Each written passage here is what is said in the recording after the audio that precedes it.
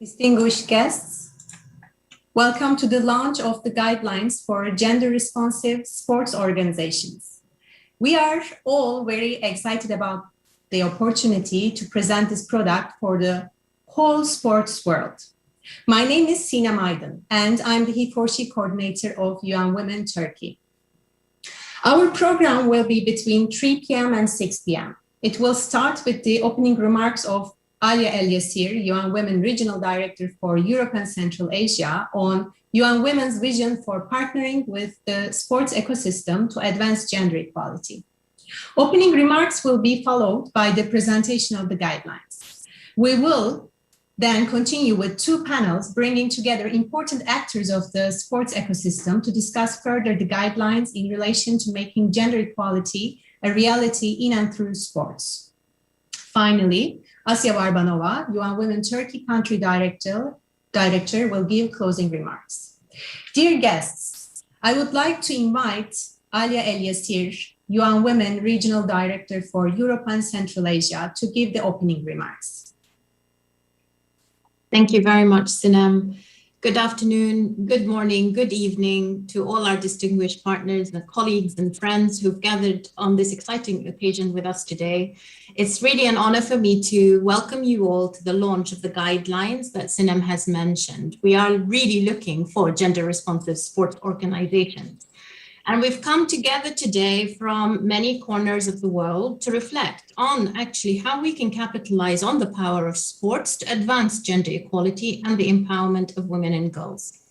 I think we all recognize that sports has a vital role and potential in addressing the very deeply rooted gender inequalities and gender stereotypes that continue to exist in all societies and cultures around the world. Last year, in 2020, we marked 25 years since the landmark Beijing Declaration and Platform for Action, which constitutes the most ambitious international agenda for advancing women's human rights all around the world. Already, 26 years ago, the Beijing Platform for Action recognized that it is essential to promote the full and equal participation of girls and women in sports, including in decision-making positions. We've made significant progress in the past 2.5 decades, but the vision of the Beijing Platform for Action remains only partially realized today in the area of sports and in many other areas of life. And what we need is to accelerate the action for change. This is why UN Women, together with the governments of Mexico and France, and in very strong partnership with civil society and youth-led organizations, we launched the Generation Equality Initiative. This is a new and groundbreaking global initiative that brings together governments, corporations, change makers, civil society advocates, international organizations from around the world to define and implement new and ambitious commitments towards gender equality over the coming few years. The result that we envisage is a permanent acceleration in the right direction towards equality, leadership, and opportunity for women and girls all around the world.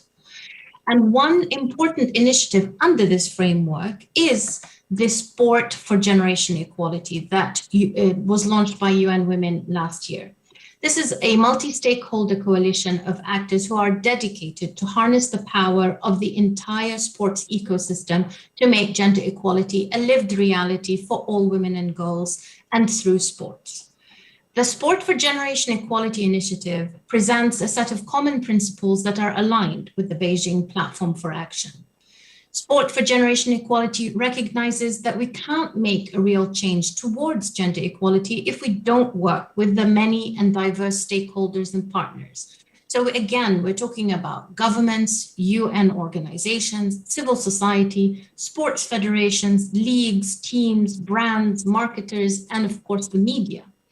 The principles are intended as a guide for the sports world to multiply their impact for gender equality by promoting women's leadership, addressing gender-based violence, creating equal economic opportunities, creating a bias-free media, leveling the playing field for girls, and monitoring the progress on all of these areas. A key objective at the heart of this initiative is to inspire young people with positive messages about gender equality through the reach of sports' massive audience. Because we know that what plays out on the big field fuels dreams and shapes culture. The huge success of the 2019 FIFA Women's World Cup, which 1.2 billion people watched, and also, when we think about in the final, the stadium erupted with the chant of equal pay. This was really the first ever such event of this scale. And there is promise. There is promise in the Tokyo Olympics, which is the first ever Olympics that will reach equal number of women and men athletes who are participating. These are just some examples where we can really fulfill this aspiration of reaching out to billions of people and really making change happen. At the local level, we've also seen very clear results of how girls benefit from community sport.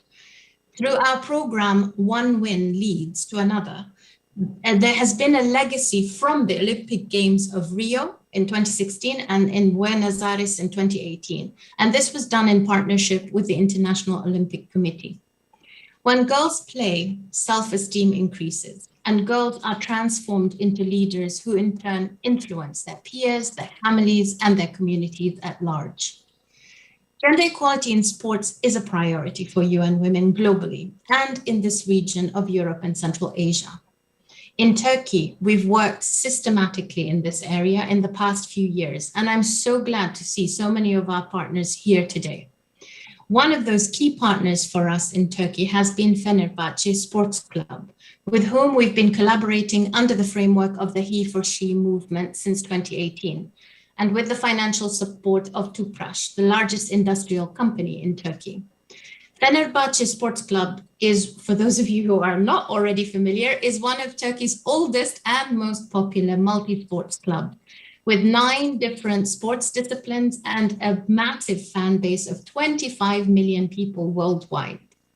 So this collaboration represents for us a first and unique undertaking to make a sports club more inclusive and egalitarian through a holistic framework of analysis, capacity building, co-creation, and coming together with measurable actions.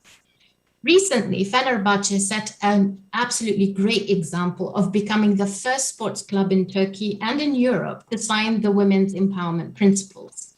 And so with this, I extend a special thanks to Fenerbahce Sports Club for committing also to the Sports for Gender Equality Principles to advance gender equality internally and externally. We really do need greater partnership and investment in effective programs like these so that millions more girls, if not billions, can benefit. At the same time, we need the world of sports to step up, to lead by example and address gender inequalities that persist within the sports institutions themselves. This is not an easy task, but it is not insurmountable, and together we can make it happen. And to do this, it's important to have practical tools that can be applied universally across many different types of sports organizations, and at the same time that can be adapted to local and specific contexts. So today, that's what we're doing. We're gathering to launch such an important tool, these guidelines, the guidelines for gender responsive sports organizations.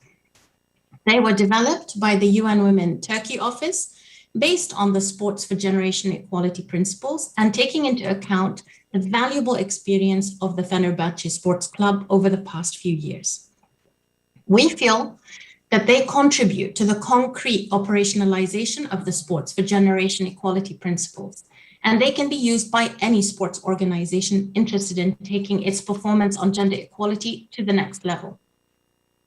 Today, you'll hear in detail about the guidelines, and I urge you to use them in your own organizations and spread the word.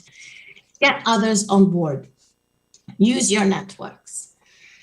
Dear participants, I think we all can agree that our lives in the past year have been dominated by the global pandemic that is COVID-19. We know that this crisis has made gender inequalities worse, and that disproportionately millions of women and girls have been affected. This should give us a collective sense of urgency that we need to accelerate progress. As the world begins to rebuild, we must put our hearts, our hands, and our heads together and put gender equality at the heart of all our recovery efforts. 26 years after the landmark conference that gave us the Beijing Declaration and Platform for Action, the Generation Equality Forum, that will also be hosted by Paris at the end of this month, is a global turning point to advance women's rights. The sports community has a key role to play, drawing on all the good examples that you bring in this region, in Turkey, and across the world. Let's make these great examples the rule rather than the exception. And at this point, I want to end my speech with the words of Nelson Mandela, who said, "Sports has the power to change the world. It has the power to inspire. It has the power to unite people in a way that little else does. It speaks to youth in a language they understand. Sport can create hope where once there was only despair." Thank you all for your commitment and your interest today, and for joining forces with UN Women to make irreversible change happen towards gender equality. Thank you very much, and back to you, Sinem. Thank you, Alia, for the opening remarks. Before we proceed to the presentation of the guidelines for the gender-responsive sports organizations, I would like to invite you all to watch a video about the guidelines.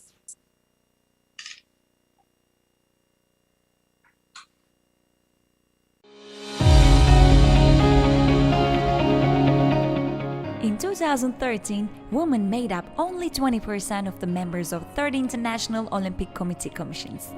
In 2020, that number was 47.7%.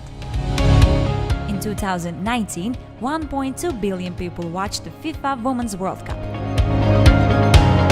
Women and girls have made important gains in sports, but there's still a long way to go.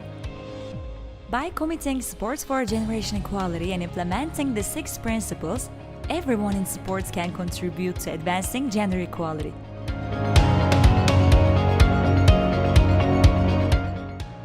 Undertake efforts to promote women's leadership and gender equality in governance models. Undertake efforts to prevent and respond to violence against women and girls in and through sports.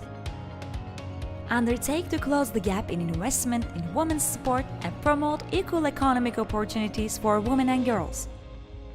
Undertake efforts to promote women's equal participation and bias-free representation in sports media, including communications to eliminate harmful gender stereotypes and promote positive role models.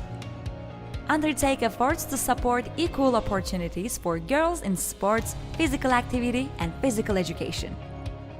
Agree to monitor and publicly report on progress on an annual basis. Guidelines for gender-responsive sports organizations is developed under the UN Women's HeForShe movement in Turkey. They offer a simple, effective roadmap to mobilize action on gender equality. Sports organizations can apply 6 steps to each of the 6 principles. Identify reference points. Analyze. Set goals. Work with stakeholders, establish an implementation plan, monitor and assess. The guidelines help sports organizations identify key performance indicators and targets, set goals, make solid plans, and measure progress toward achieving gender equality in and through sports. Do you wonder where your organization stands?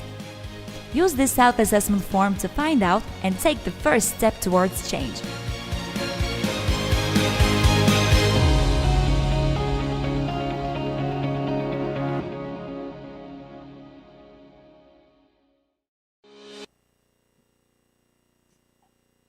The guidelines for gender-responsive sports organizations are prepared by our consultant, Professor Canan Koca, with the contribution of our international consultant, Professor Rosa Lopez de D'Amico. They have both been pivotal through their insight and esteemed know-how.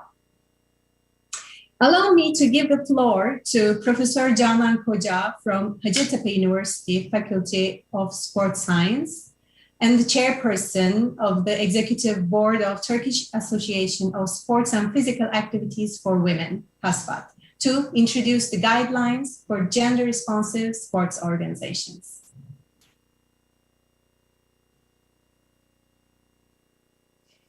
Good morning, good afternoon, and good evening. Thank you very much, Sinem, for this introduction. All participants from different corners of the world, welcome. For some time, we have been working on the guidelines for gender-responsive sports organization, and we are really excited to share this launch event with you. Thank you very much for being here. We are really very excited. Well, we have seen the short video of the guidelines, and my aim here is to present you the longer version of the guidelines. The COVID-19 crisis that we are going through increased gender inequality in the field of sports as it increased the inequalities in all fields. And the impact of the crisis showed us once again that to build an egalitarian future, everyone in the sports ecosystem needs to collaborate with one another in a gender-responsive manner. The guidelines for gender-responsive sports organizations is a product, a collaborative product of different stakeholders of the sports ecosystem. The guidelines was developed as part of the UN Women Turkey Office HeForShe project together with the Fenerbahçe Sports Club for the last 2 years on gender equality activities. The Fenerbahçe Sports Club also had gender analysis study, which led to the development of the indicators, which further was provided input to the guideline. We would like to thank the Fenerbahçe Sports Club for their insight. So we have 2 authors, as mentioned by Sinem. Our co-author is Professor Rosa Lopez D'Amico. She is also the international advisor or consultant of the project. She is the president of International Association of Physical Education and Sport for Girls and Women. Dear Rosa, I would like to thank you for all your contribution to this guideline. It was a great pleasure and honor for me to work with you. We also have an advisory group for the guidelines who really helped with their perspective and their international experience to the development of the guidelines. We have prominent members of the international sports community, Gizem Girişmen, Lilamani de Soysa, Neşe Gündoğan, Philip Müller-Wirth, Pınar Öztürk, and Sarai Behrman. I would like to thank them for being with us. Thank you on behalf of the entire team. Furthermore, UN Women's Sports for Generation Equality Coordinator, Jennifer Cooper, I would like to thank her for the very special and specific and technical contribution to the guidelines. And last but not least, of course, UN Women Turkey Office colleagues. I would like to thank the entire team whom we worked together for this project. So with your permission, I would like to present you the guidelines. We have a website, and let's take this journey in the long version of the guidelines together with you. I will be sharing my screen with you. Just a second, please. I need to adjust my screen. Yes, as you can also see, our guidelines is accessible through sports.genderequality.org, sportsforgenderequality.org. It comes in 2 versions, the short version and long version, and it's available in 2 languages, both in Turkish and English. So we also have our video, that nice video you've just watched. You can download or share it with others as well. So let's take a journey throughout the guidelines. These are the introduction pages. Yes, as it was mentioned in the opening remarks, the guidelines was developed in line with the Sports for Generation Equality principles of the UN Women. Here you can see the principles. Principle 1, undertake efforts to promote women's leadership and gender equality in governance models. Principle 2, undertake efforts to prevent and respond to violence against women and girls in and through sports. Principle 3, undertake to close the gap in investment in women's sport and promote equal economic opportunities for women and girls. Principle 4, undertake efforts to promote women's equal participation and bias-free representation in sports media, including communications to eliminate harmful gender stereotypes and promote positive role models. Principle 5, undertake efforts to support equal opportunities for girls in sports, physical activity, and physical education. And the last principle, Principle 6, agree to monitor and publicly report on progress on an annual basis. So these are the 6 principles that we have based on which we prepared the guidelines, and let me present them to you. Well, the aim of the guidelines is to be of value for all sports organizations interested in strengthening their performance on gender equality and in developing and implementing plans, policies, and measures to overcome gender gaps in various areas. And we paid attention to the fact that it's an inclusive guideline. So the guidelines are designed for use by various sports organizations, such as international or national sports federations, national Olympic committees, governmental sports bodies, sports clubs, non-governmental sports organizations, and other organizations. As you know, social, cultural, and organizational factors, even the political conditions of the countries, can affect sports organizations' capacities to develop and implement sustainable gender equality policies. So the guidelines offer a menu of options and outline specific implementation areas, measures, actions, and indicators that can be readily adapted to diverse contexts.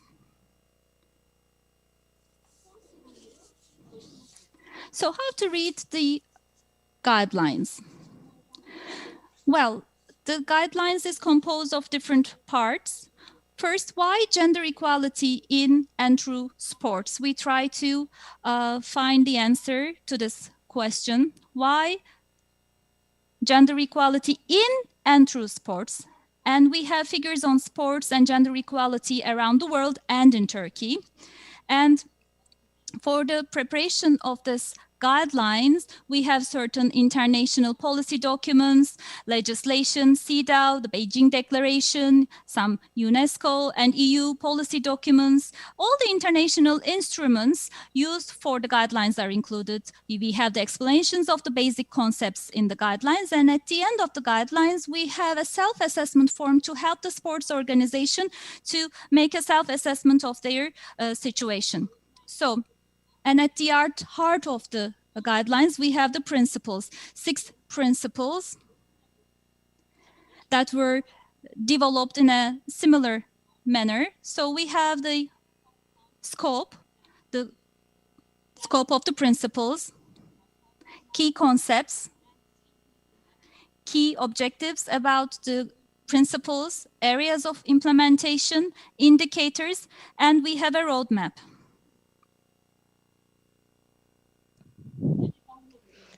And as you can guess, one of the most important parts of an implementation manual is the roadmap. So for sports organizations that want to be gender responsive, they can all follow this roadmap. And the sports organization, first of all, needs to know the reference points related to the principle. I mean, which reference points should they support their activities with? The second part is analyzing. The sports organizations need to analyze their existing situation in this phase. The third phase is setting the goals. And after reaching findings, the sports organizations need to discover their own capacities and set their targets based on their priorities. In the fourth phase or step, working with stakeholders. So specifying stakeholders who could cooperate with the content goals and implementation areas of the principles, and also the activities to be undertaken are defined. So these can be in-house stakeholders like athletes, coaches, technical staff, or it could be stakeholders from the external world like international federations, NGOs, etc. And the fifth phase is establishing an implementation plan. So once the activities are identified, the most important part is developing a plan. And our guidelines suggest the creation of a systematic plan. And of course, this also includes the communication plan and the financial plan. And the final phase of the roadmap is monitoring and assessment. So for these sports organizations to run sustainable gender equality events, they need to be able to monitor their activities and evaluate them, assess them on a regular basis, and share them with the public opinion. This is very important for these guidelines. And at this point, the sports organizations are going to be using indicators. That's what we recommended. So the sports organizations can use these indicators during monitoring and assessment and also during the analysis phase. And while creating these indicators, we benefited from scientific researches, policy documents, and documents of international sports institutions like IOC and the global index indicators. And we also included the indicators we had developed for the Fenerbahce Sports Club. And we gave these indicators as examples in these guidelines as well. And one of the most important part of these guidelines is why gender equality in and through sports. This section is based on or sets a background for why sports organizations should run such activities. And the benefits of sports for women and girls and women's contribution for the empowerment of women. We have some scientific findings provided about that. And another part we have is sports and gender equality worldwide based on numbers. And here we have some universal figures from the IOC and the Paralympic Committee. And we have three main topics here.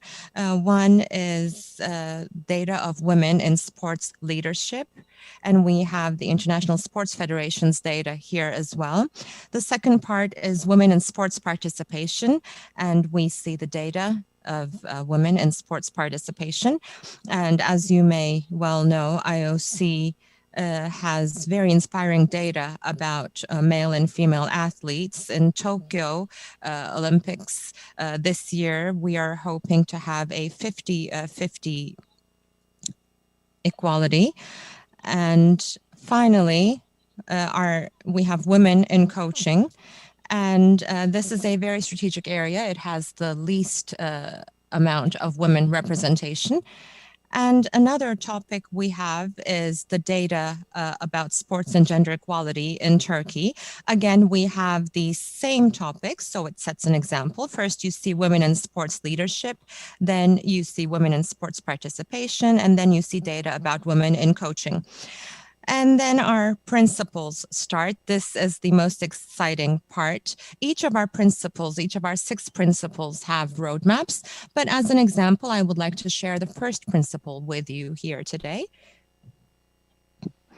So when we look at the first principle, It is about undertaking efforts to promote women's leadership and gender equality in governance models. And in scope, we underline two main points: establishing high-level corporate leadership for gender equality and providing gender balance in leadership positions. And you can see the related concepts here: commitment to gender equality policy, elimination of discrimination, etc.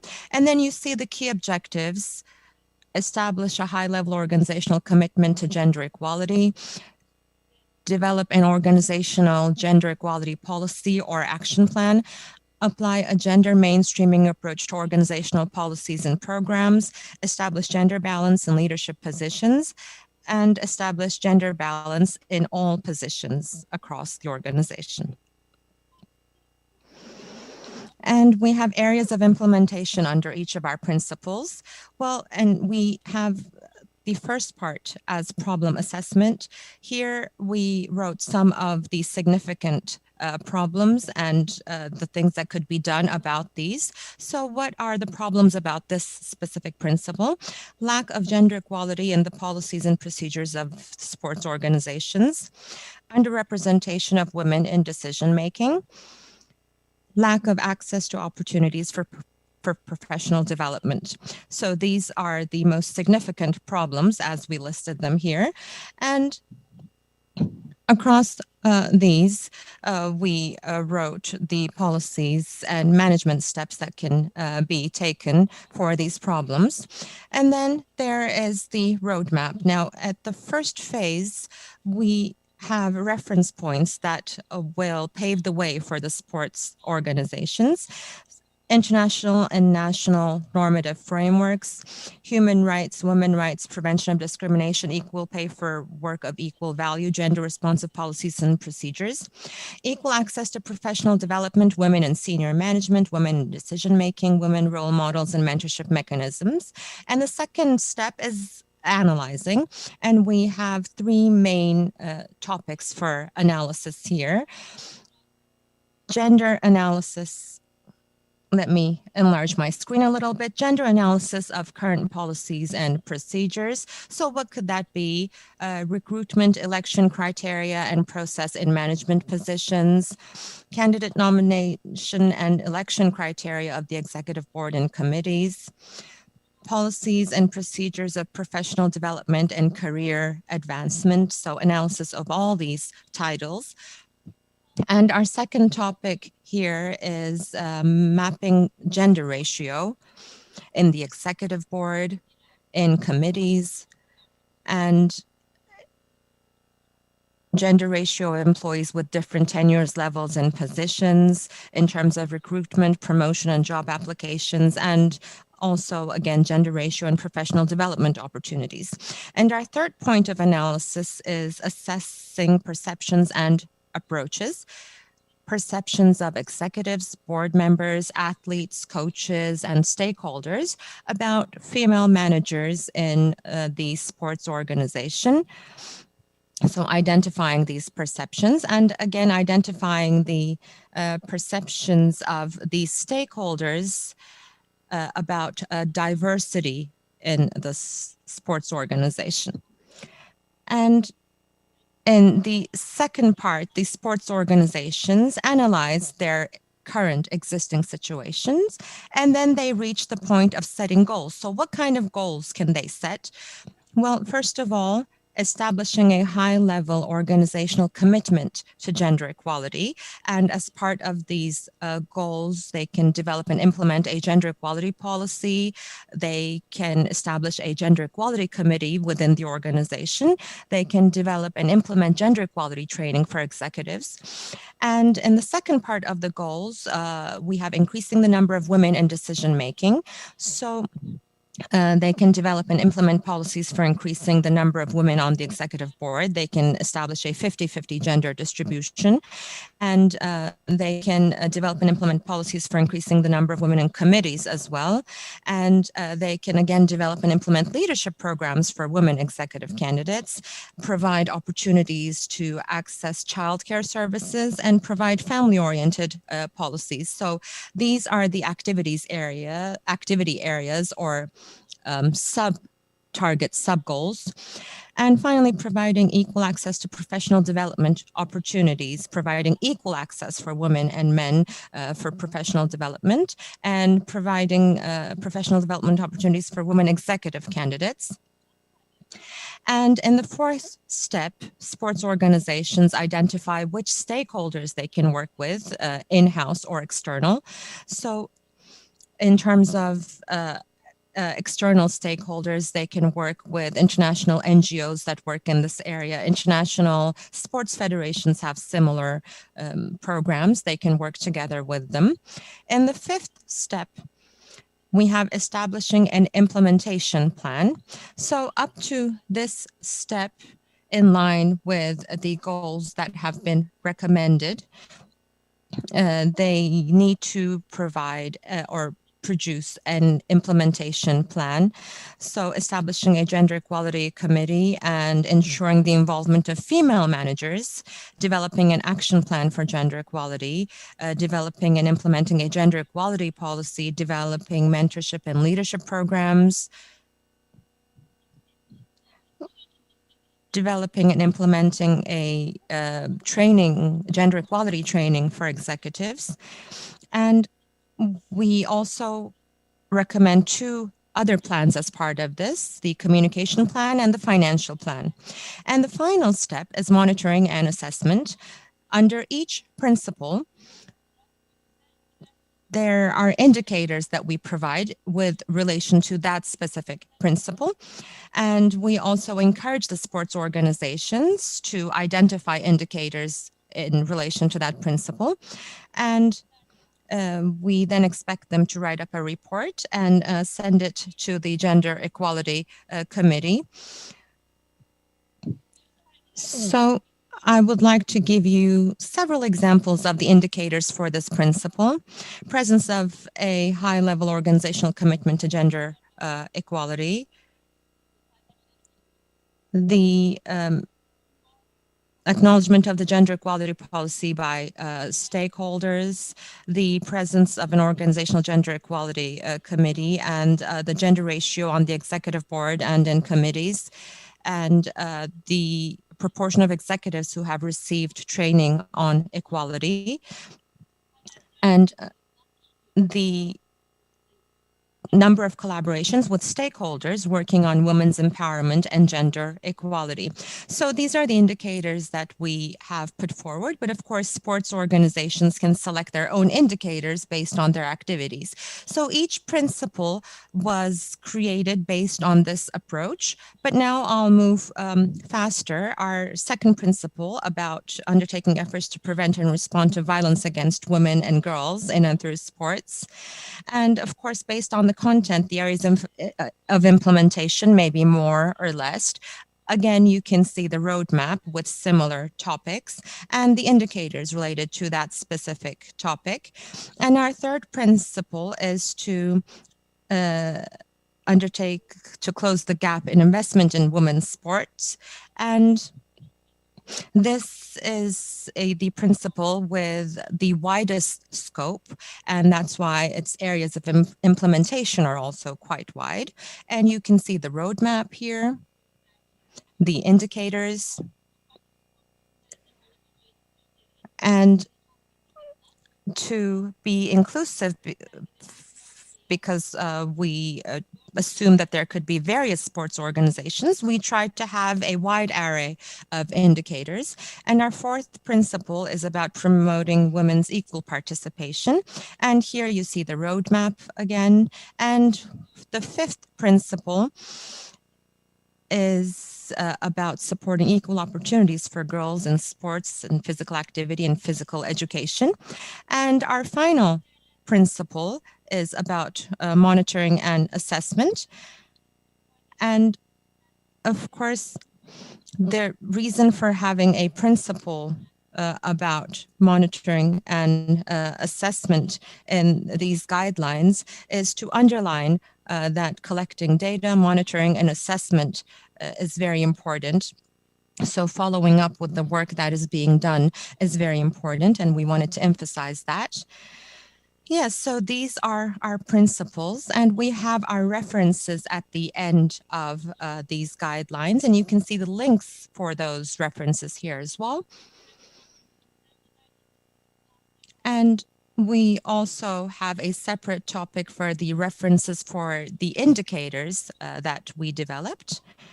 And in the annexes, you can see the normative framework. So the policy documents of the UN about sports and about women's rights. And you can see some documents from the IOC and from the EU as well. And we have the basic concepts. Basically, it's the explanation of the concepts that we have used. And at the end of the guidelines, we have a self-assessment form. And this form aims to assist sports organizations in determining their level of implementation of the principles of sports for generation equality and achievement of gender equality more broadly. So this form can also be used to understand their current situation at the beginning of these guidelines. For example, I shared the first principle with you in more detail. I believe I have a little more time, so I can share several questions related to the first principles from the self-assessment form, and you can actually see them here. It's mostly related to the indicators. We prepare these questions regarding the indicators mostly. So I guess I don't have too much time, so I won't go into too much detail, but we have questions about each principle in this form, as you can see. So this was the long presentation of our guidelines. I hope it was informative, and you can also see the guidelines for yourself from this link. And I would like to share the short version with you very briefly as well, just so that it's more practical. We created this version as well, and this only includes the principles, and you can see the roadmaps of each principle here.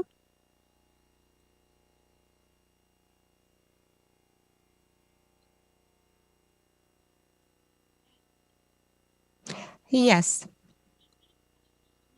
So I shared the long and short version of the guidelines with you, and I hope it was informative. I would like to thank all of you for listening to me, and I'll stop sharing my screen now. And I would like to add a couple of things as I end my words. I hope that these guidelines we prepared together with our international stakeholders will be used in various parts of the world where they have different ecosystems. And I hope it reaches many athletes and supports their activities towards being gender responsive. And I hope that we all together can witness a world where girls and women can freely practice sports and pursue careers in this area, and create a future in an ecosystem which is gender responsive. Thank you very much. Thank you, Canan, for the comprehensive presentation. We are now receiving many great questions on the guidelines, and it is regrettably impossible for us to respond them, all of them right now. So please kindly send your questions to the email address HeForShe Turkey @unwomen.org in order for us to answer them in detail later. I would like to thank Professor Canan Koca for her valuable inputs and her sustainable work. Canan is not only a great technical resource, but also with her commitment and dedication, she has been an inspiration for us all in the team. Dear guests, our program will continue with the first panel titled Guidelines for Gender Responsive Sports Organizations, a tool to implement the principles of Sports for Generation Equality, bringing together important actors of the sports ecosystem.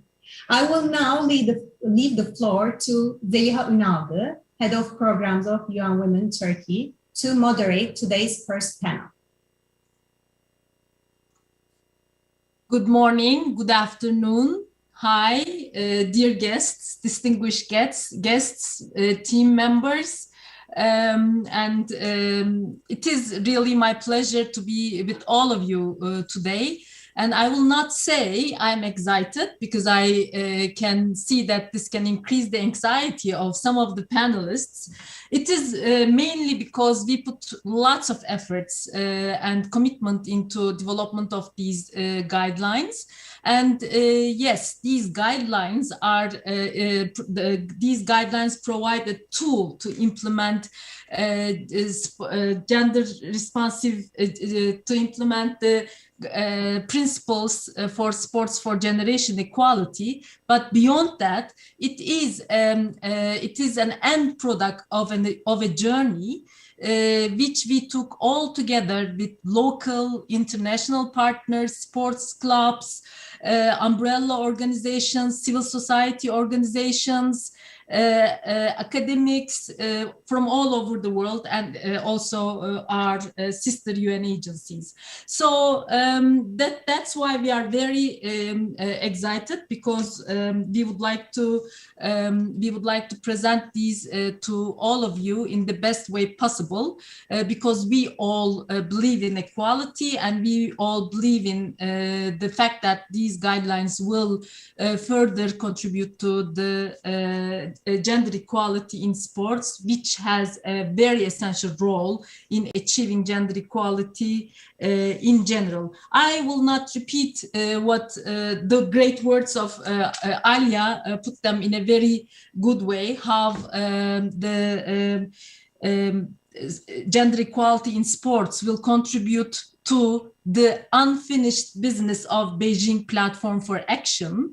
And as someone who has been to Beijing 26 years ago, it sometimes breaks my heart that we still talk about unfinished business, because this was not what I was imagining for my 50th age, you know. I was a very young woman, and I was thinking that by the time my retirement time comes, at least the world would have looked a better place. So now I'm with very valuable guests. I have a long list of people and organizations to thank, but I leave it to a later stage, because we have a guest with us, panelist. I will not call him guest because he's part of the advisory board, so he's one of us.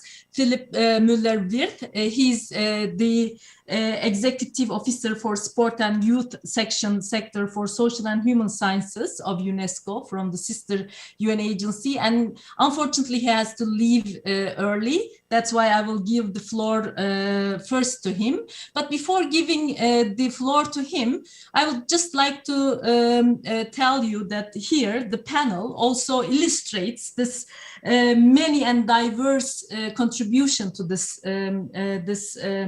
guidelines, because now in the panel we have people from Istanbul, Paris, New York, Ankara, and New Zealand. So this illustrates the diversity of the contributions for this. We have Önder Birgül with us. He's the Chief Human Resources Officer of Fenerbahçe Sports Club. We have dear Jennifer Cooper. I'm very proud to be with her today, because she's the coordinator of Sports for Generation Equality of the UN Women in the HQ in New York. And we worked wonderfully together during this process. And we have two other distinguished panelists. I would like to quote from Alia this time. Alia said that when girls play, self-esteem increases and girls are transformed into leaders who in turn influence their peers, families, and communities. And I add to this, the sports ecosystem overall. I have two illustrations of this. Saray Berman with us and Neşe Gündoğan with us. They played and now they are influencing the world and the sports and the gender equality in sports in general. Saray is the head of women's football division of FIFA, and Neşe Gündoğan is the general secretary of Turkish National Olympic Committee and the member of Olympic Program Commission, International Olympic Committee. So by now you see that I don't know how to stop, but Flip, I will start with you. I have two questions for you. To save time, I will ask these two questions together. We would like to hear from you as a representative from UNESCO and as someone who extensively contributed to the guidelines as a board member, advisory group member. What is your opinion about the guidelines for gender responsive sports organizations? What is your reflection and what specific elements are relevant to your organization from this guideline? Very briefly, and thank you. Celia, thank you so much for inviting UNESCO to be part of this exciting project and of today's event. Thanks to you and Women. Thanks to HeForShe and all the other partners for having us in this pioneering project. Apologies to my co-panelists for having moved up in the row of speakers here. You are all more important than I am, and I'm really appreciative of priorities being rearranged for my problems with availability. So what are these guidelines meaning? Let me try and make it short. UNESCO's two priorities since 20 years, overarching everything we do, are Africa and gender equality. And they will probably remain these two priorities for the next 20 years. That's the first thing. Second, UNESCO is the United Nations Sport Agency. We are the lead agency when it comes to sport policy development. So you can well imagine that we embraced very, very closely the Sport for Generation Equality initiative last November when it was launched, and that we consider this guidelines project in many ways converging with the dynamic of the Kazan Action Plan, which I'm not going to explain in detail here, but the common ambition we all have, all of us being members, what I would call the broader sport ecosystem, is to move sport from something that is so far more anecdotal to something that becomes more systematic. We consider sport as a very important means for gender equality, for social inclusion, for learning, for physical and mental health. And of course, you know, in the current COVID pandemic context, these assets are more and more relevant than ever. So in light of that, in light of the increasing evidence we have on all the benefits sports can make to societies and to individuals, we consider that we need to develop tools in order for as many stakeholders as possible to embrace sport as a powerful means to achieve the Sustainable Development Goals. This is the rationale of the Kazan Action Plan, and gender equality is a core cross-cutting area of the Kazan Action Plan in three main areas. Number one, we need women and girls to participate at all levels in physical education, physical activity, and sport. And they don't right now. They are not allowed, and not just in leading positions of elite sports organizations. Girls and women are not allowed to practice sport and physical education in many countries in the world. And this is the first and foremost objective we have. Second, we must use sport much more effectively to promote gender equality at large in societies. And we know the power of sport. You have mentioned it earlier, the power of sport being an ambassador for gender equality and a catalyst. And thirdly, we need to protect girls and women practicing sport. And very often they are part of vulnerable groups that are subject to abuse and violence when they practice sport. This is the Kazan Action Plan's rationale, and you have it all reflected in the 6 principles of the Sport for Generation Equality framework. Now, the guidelines you have developed reflect exactly how we want to move from intent to implementation. We need impact, right? All is nice. We need what we need to do. We need why we want to do it. Now we need to do it. And you are starting to do it. And this is why these guidelines are so important. It's so important that you did this in a coalition between experts, UN Women Turkey, and HeForShe. You have key stakeholders around the table who complement their values, their motivations, their competencies to achieve common objectives. And this is what we need to see much more. And so, last word, from our perspective, the Kazan Action Plan has created the establishment of a global observatory on women and sport, as you may know, that is likely to become a custodian of Principle 6 of the Sport for Generation Equality principles, meaning a custodian of developing methodologies and evaluation tools so we can measure progress in the areas that we want to promote. And we have data. We all know without data we can't make the case for increased investments. So we need more data. And what you have done with these guidelines in a very, very comprehensive way is to provide the framework for finally measuring progress and for inciting, for seeing and measuring the gaps we have to address, the huge gaps we still have in terms of what our ambitions are and what unfortunately still the reality is in the sport movement. And you have shown some of the statistics. And unfortunately, we don't have enough data. So the guidelines will, number one, enable more sports stakeholders in particular. And I think, again, Fenerbahce will be standing out as a pioneer in the sport movement, having done this work and have supported this. And I really congratulate the club for this sort of leadership. We will have other entities, as you mentioned, starting to use the tools. And I think the next and the last word, we're always looking forward. We can today celebrate, but the next step, of course, is we have to enact the guidelines. And we stand ready as UNESCO with our networks to help as many as possible sports organizations and other stakeholders to now walk the talk, walk these guidelines, feedback, improve this tool so it becomes as practical and as effective as possible. Thank you. Thank you, Philip. And it's great that you emphasize the relation to the Kazan Action Plan. That's really very important. And it's an important milestone also in gender equality in sports.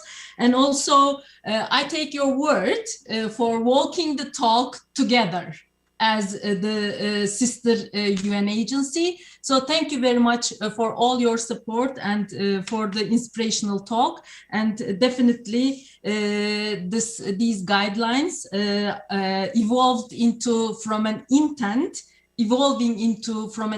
to an implementation with the support of all the sports ecosystem. Now I will switch to Turkish.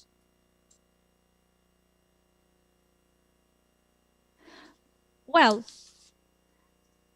we talked a lot about Fenerbahce Sports Club, and I think there is huge pressure on Mr. Önder at the moment. But I think he is also very right to be very proud of their activities. Before I give the floor to Mr. Önder, who is the Chief Human Resources Officer of Fenerbahce Sports Club, as I mentioned, I have to tell that he has a very special place in my heart because he was one of the people who accompanied me to my first ever football game. So it has an important place in my own personal history. So before I proceed with Mr. Önder, I would like to talk about our partnership with Fenerbahce Sports Club. Yes, this partnership was actually the basis for the development of the guidelines. We really are very happy so that we used that experience to further enrich the guidelines. So a special thanks goes to the Fenerbahce Sports Club executives. I also would like to thank Simla Beyazıt Türker, who has always supported us. She is a member of the board of Fenerbahce Sports Club, and she also was part of our steering committee for this project. I would like to thank her. And in addition to that, in this adventure, let's say, since the beginning for the development of content, for the trainings, for capacity building activities, HeForShe supported us, the Mother and Child Education Foundation, with their initiative. They have always been on our side, so a special thanks goes to HeForShe. And of course, by the way, if I'm forgetting to thank someone, please remind me. But without further ado, I would like to give the floor to Mr. Önder.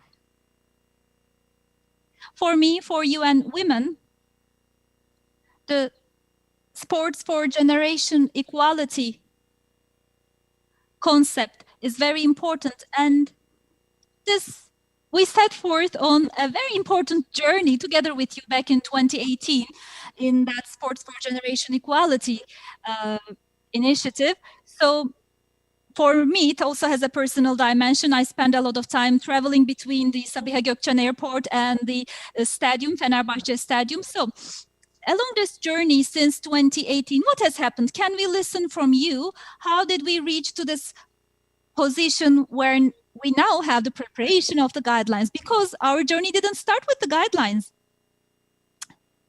Yes, thank you, Zeliha. I would like to greet you all with respect. First of all, I would like to say that I am extremely happy to be present here at this launch event hosted by HeForShe Turkey. So on behalf of myself and my sports club, I'm extremely happy to be with you. Since 2018, as the Fenerbahçe Sports Club, with the support of Tüpraş, we have been the first and only supporter in Turkey of the HeForShe movement of the UN Women.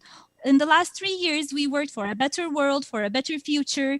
In terms of achieving gender equality, we have taken important steps to lead the sports community in Turkey under the leadership of our president, Ali Koç, and Simla Türker Beyazıt, member of our board. We worked hard so that women and girls would have equal rights in every field. And we also have been an advocate of a global campaign. So how did we start this journey? What have we done to become an inclusive sports club? Let me walk you through our 4-step journey. Step 1 was about an analysis of gender, as mentioned by Professor Canan. We had 5 strategic fields.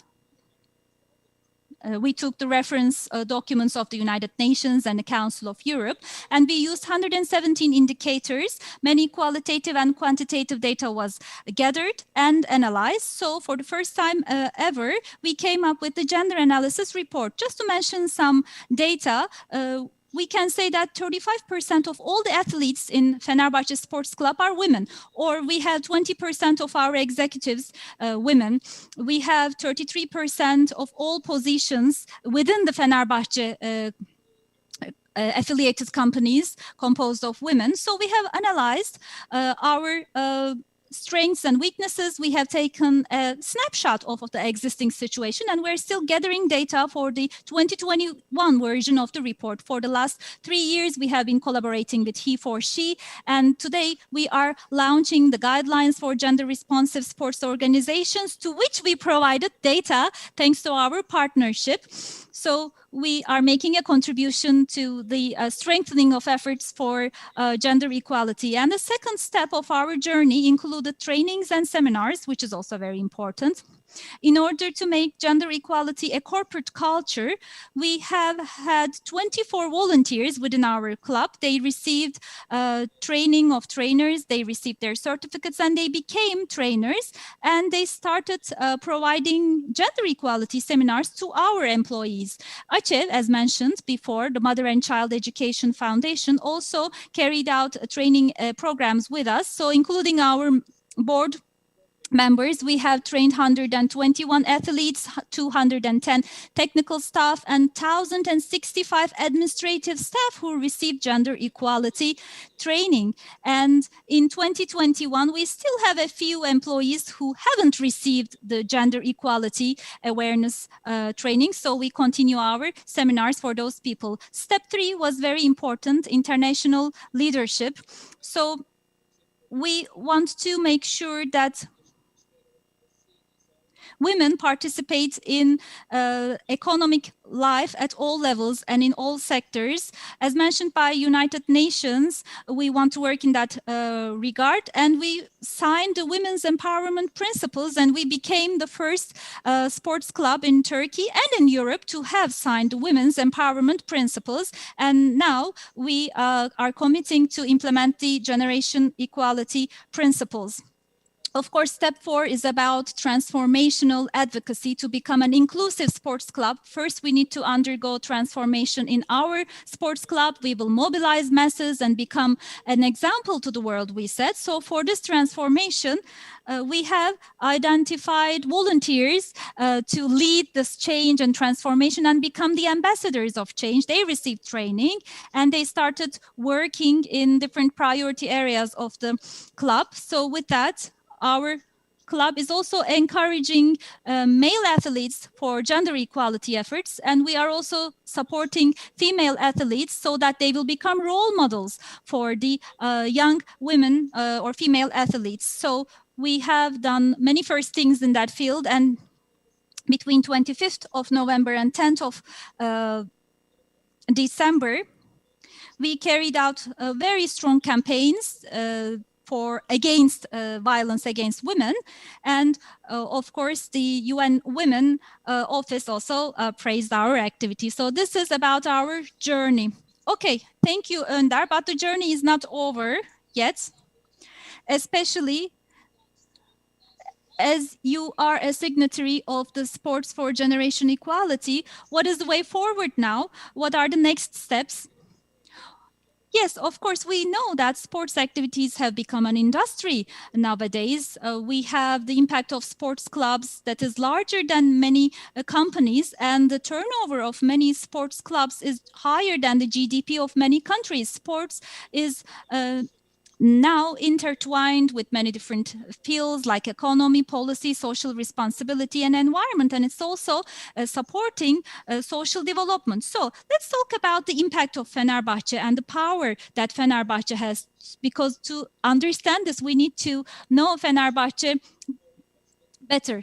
Fenerbahçe includes different disciplines, 9 disciplines such as football, basketball, volleyball, athletics, swimming, sailing, rowing, boxing, and table tennis. It also has 850 administrative employees, 270 technical people, 540 athletes, and 10 companies. It's composed of the children and teachers working at the Fenerbahçe College. It's our guests, accommodated in our touristic facilities. Fenerbahçe is also about people studying in sports schools and those people who shop at Feneryum stores, who communicate through Fenersel GSM lines, who watch Fenerbahçe TV. So we're talking about millions of fans as well. And Fenerbahçe Sports Club is not a football or sports club with millions of fans, but it's more than a sports club. It's the biggest civil society organization in Turkey. In terms of contributing to the society, we are aware of our huge responsibility. So with this awareness, also we want to make sure that we make a contribution to the empowerment of women and girls, and we are continuing activities for that purpose.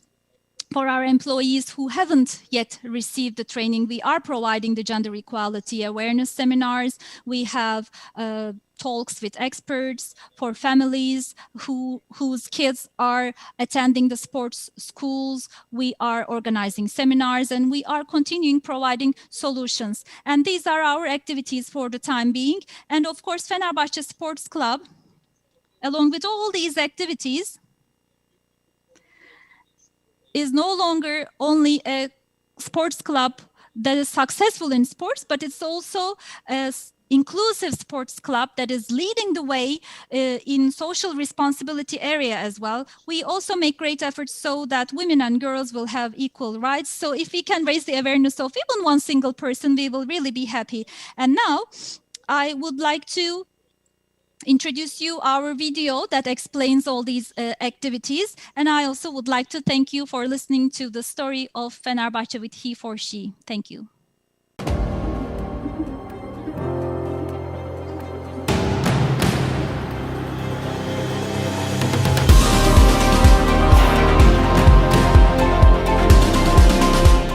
Ben çok ümitliyim. Arkadaşlar bu konuda çok heyecanlı. Hem profesyonel kadrolarımız hem yönetim kurulumuz.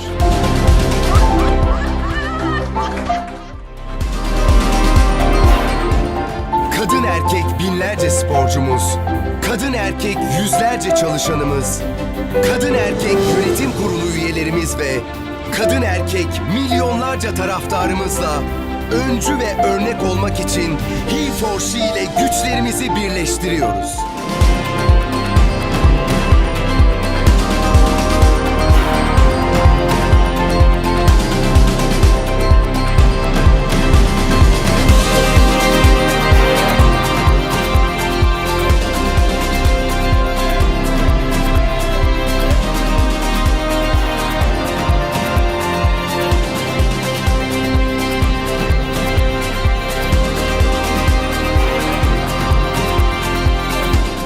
Kadın ve erkek birlikte eşitiz diyerek yola çıkan kulübümüz proje kapsamında iç eğitimlerini de sürdürüyor.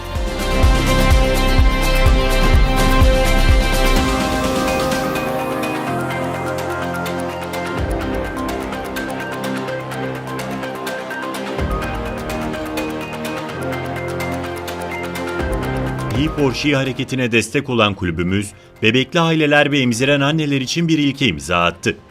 Stadımızda bulunan Maraton Feneryum Alt Mağazası'nda bebek bakım odası açıldı.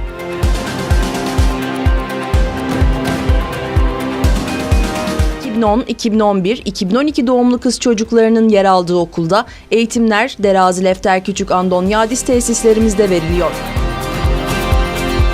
Kulübümüzün kadına yönelik şiddetle mücadele kapsamında 16 günlük aktivizm kampanyası devam ediyor. Kadına şiddet suçtur. Kadınlar ve erkekler toplumun her alanında eşittir. Şiddetin her türü kayıtsız şartsız insan hakları ihlalidir. Kadına şiddet suçtur. Ortak olma. Seyirci kalma.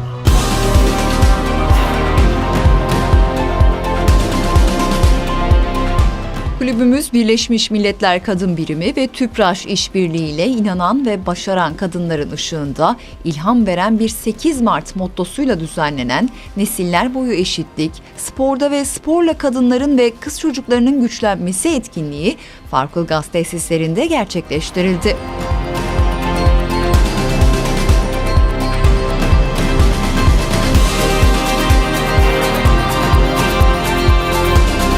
Bugün Birleşmiş Milletler'in kadına yönelik şiddetle mücadele için dünya genelinde hayata geçirdiği 25 Kasım 10 Aralık arasını kapsayan 16 günlük aktivizm kampanyasının ilk günü.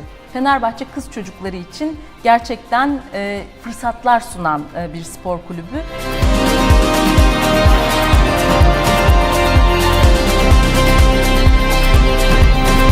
Tahammülümüz yok.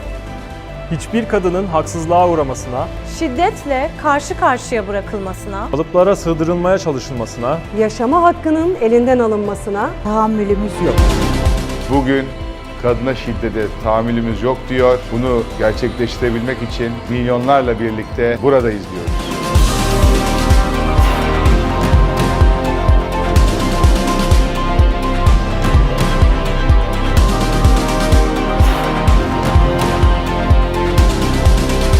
Kadınların yaşamın her alanına ve spora katılımını destekliyoruz.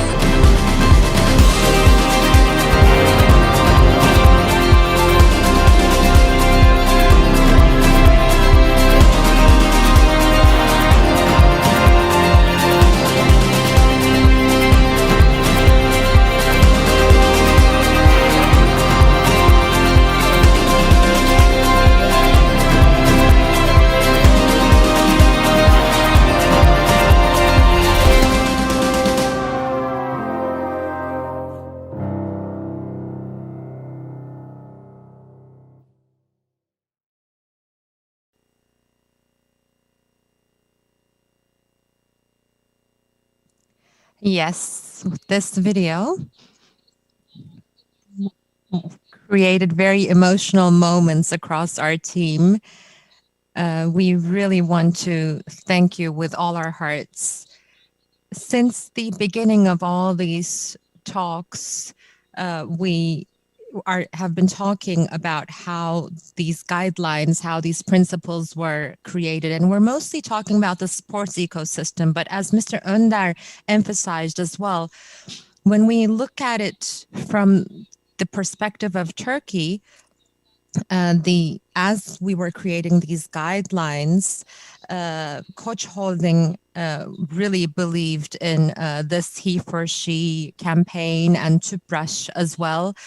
So that's why this is a very special collaboration. So İbrahim Germenoğlu specifically, and all the male executives of Fenerbahçe, we really want to thank them for the solidarity they created with the HeForShe campaign, and how they set an example for participating in gender equality. Now, we have been discussing how these guidelines came out, and there is a moment where the international global journey, the normative journey, had a crossroad with the local initiatives coming from here, UN Women Turkey and Fenerbahçe's experience.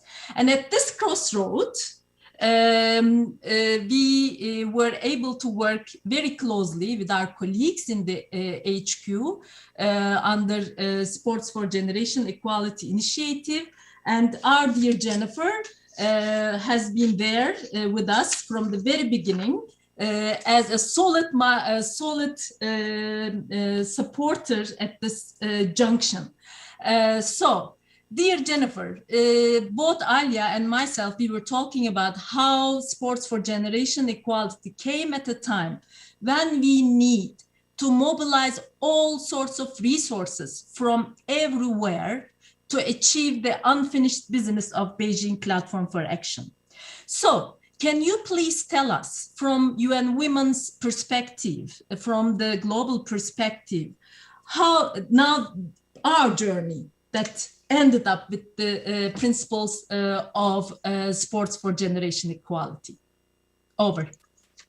Thank you so much. And wow, that is a tough act to follow. I am so impressed with the work of the Fenerbahçe Sports Club and the incredible mobilization that this represents, and the commitment, and also this incredible contribution to developing such an important and practical tool that helps us to implement important international framework. So I'm just going to back up a little bit, give you a bit of background about how Sport for Generation Equality came together. Of course, as we've discussed, the Beijing Platform for Action last year celebrated its 25th anniversary. And we realized, you know, in order to really accelerate progress, we need a global mobilization. We need to make sure that we're bringing in those actors who really have the ability to make a difference, to reach huge audiences, and let's face it, who have not necessarily been invited in to help us to do this work. So in that regard, we have had at the international level a very strong partnership with the International Olympic Committee that goes back prior to the 2016 Summer Games in Rio. And at the highest level of the International Olympic Committee, we have a strong ally in President Thomas Bach, who also back in 2016 became a HeForShe champion.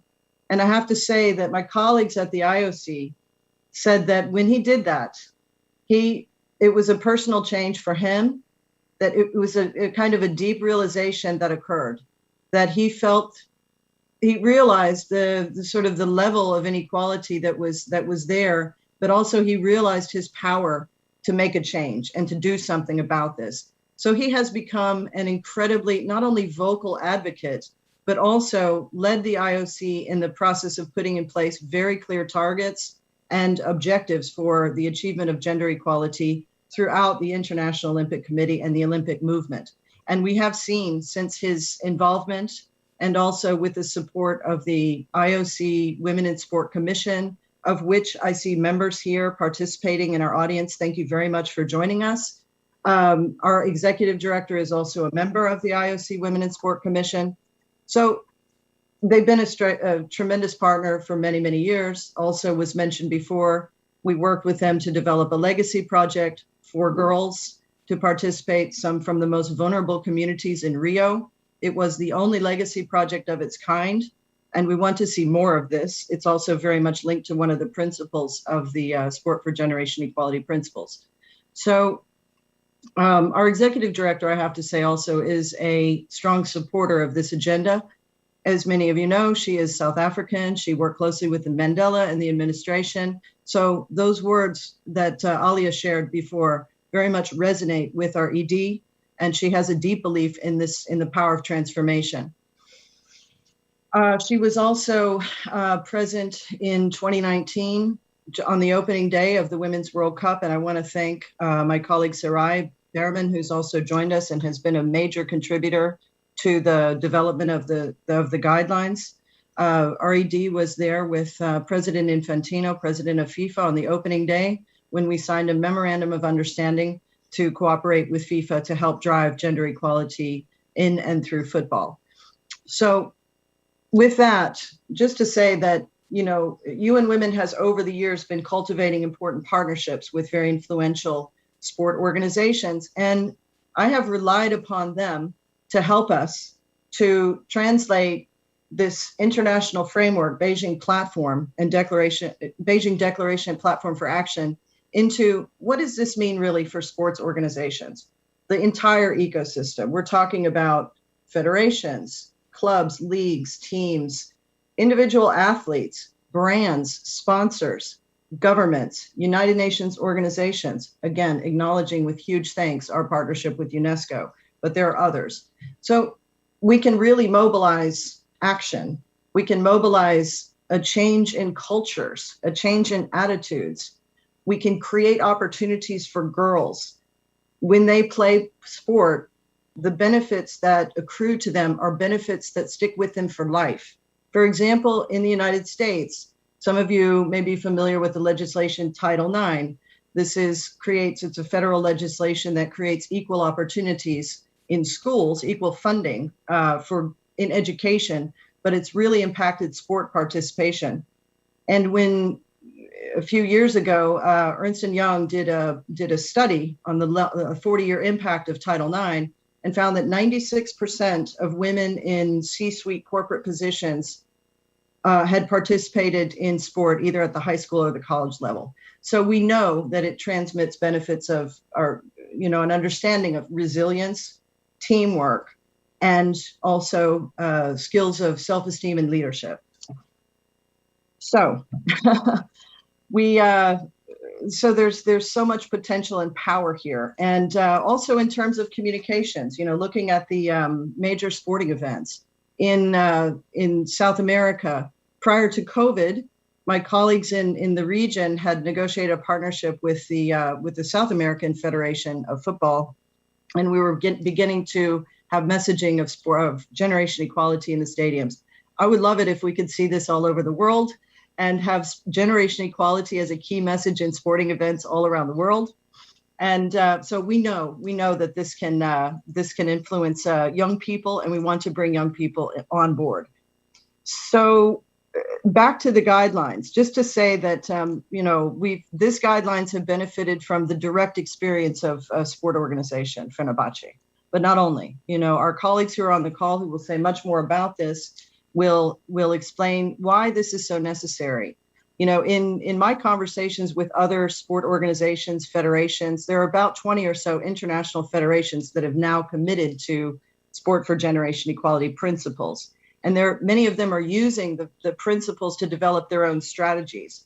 The guidelines take us to the next level so that they have now practical tools to help them assess, which is foundational, in order to understand where are we, what's our starting point, and then to set reasonable targets for advancement, and also so they can measure. That is essential to see, not only to see progress, but also, as we know, for example, from the IOC experience and also from FIFA, I'm sure Sarai will talk about this, this is essential to actually driving progress as well. I would like to also mention that on July 1st, and I'll put a link in the chat, I would encourage all of you to join us. Paris, the French government is hosting the Generation Equality Forum. It is hosted at the highest level under President Macron. On June 30th, IOC President Bach will be speaking, And on July 1st, 9 o'clock in the morning till 10 o'clock, Paris time, we'll be holding a special event on Sport for Generation Equality, also with representation from powerful members of the sport ecosystem who I have referred to already. I would put the invitation to join the forum for you all to register. There'll be many other events happening. It's all virtual, of course, but I hope that you all will join us. And this will also, if you have considered joining, making a commitment to Sport for Generation Equality, I think this will show you some other examples of how major sporting organizations, brands, even governments and UN agencies are also making and framing those commitments. So I will share that information, and I hope you join us. Further, if you have questions and would like to make a commitment to Sport for Generation Equality, please feel free to reach out to me. And with that, I will stop here. Thank you so much. Thank you, Jennifer. Thank you. And it was really very comprehensive. Also gave a very good idea of how other members of the sports ecosystem will benefit from these guidelines looking from a global perspective. Thank you very much. And we count on you and the team in the HQ to continue and build on this work with contribution from Turkish partners. Now, I have, as I told you, two other panelists, two inspirational women who are also role models and good illustrations to show how women, when they are given the opportunity in sports, can become the change agents for the whole world. So, dear Sarai, I would like to ask you, as the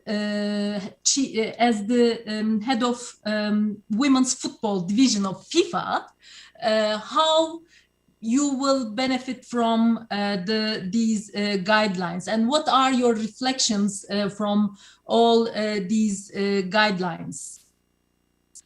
Over. Hello, thank you very much for the question. First of all, I want to thank UN Women Turkey and everyone for involving me, not only in the event today, but also to be a member of the advisory group that helped to guide the development of the guidelines. FIFA really sees women's football and the inclusion of more women in the administration and governance of football as two of the biggest growth opportunities to our sport today. So in this respect, having practical tools, case studies, best practice examples like what we've seen with Fenerbahce that can clearly support sports organizations, but in our case, football clubs, member associations, with putting concrete steps in place, it's really, really important.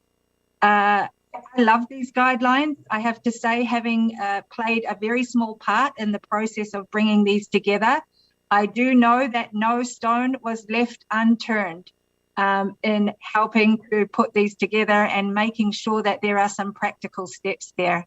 I think the first point that really is something that I want to emphasize that is a really important factor about these guidelines is that they are structured around the principles of Sport for Generation Equality.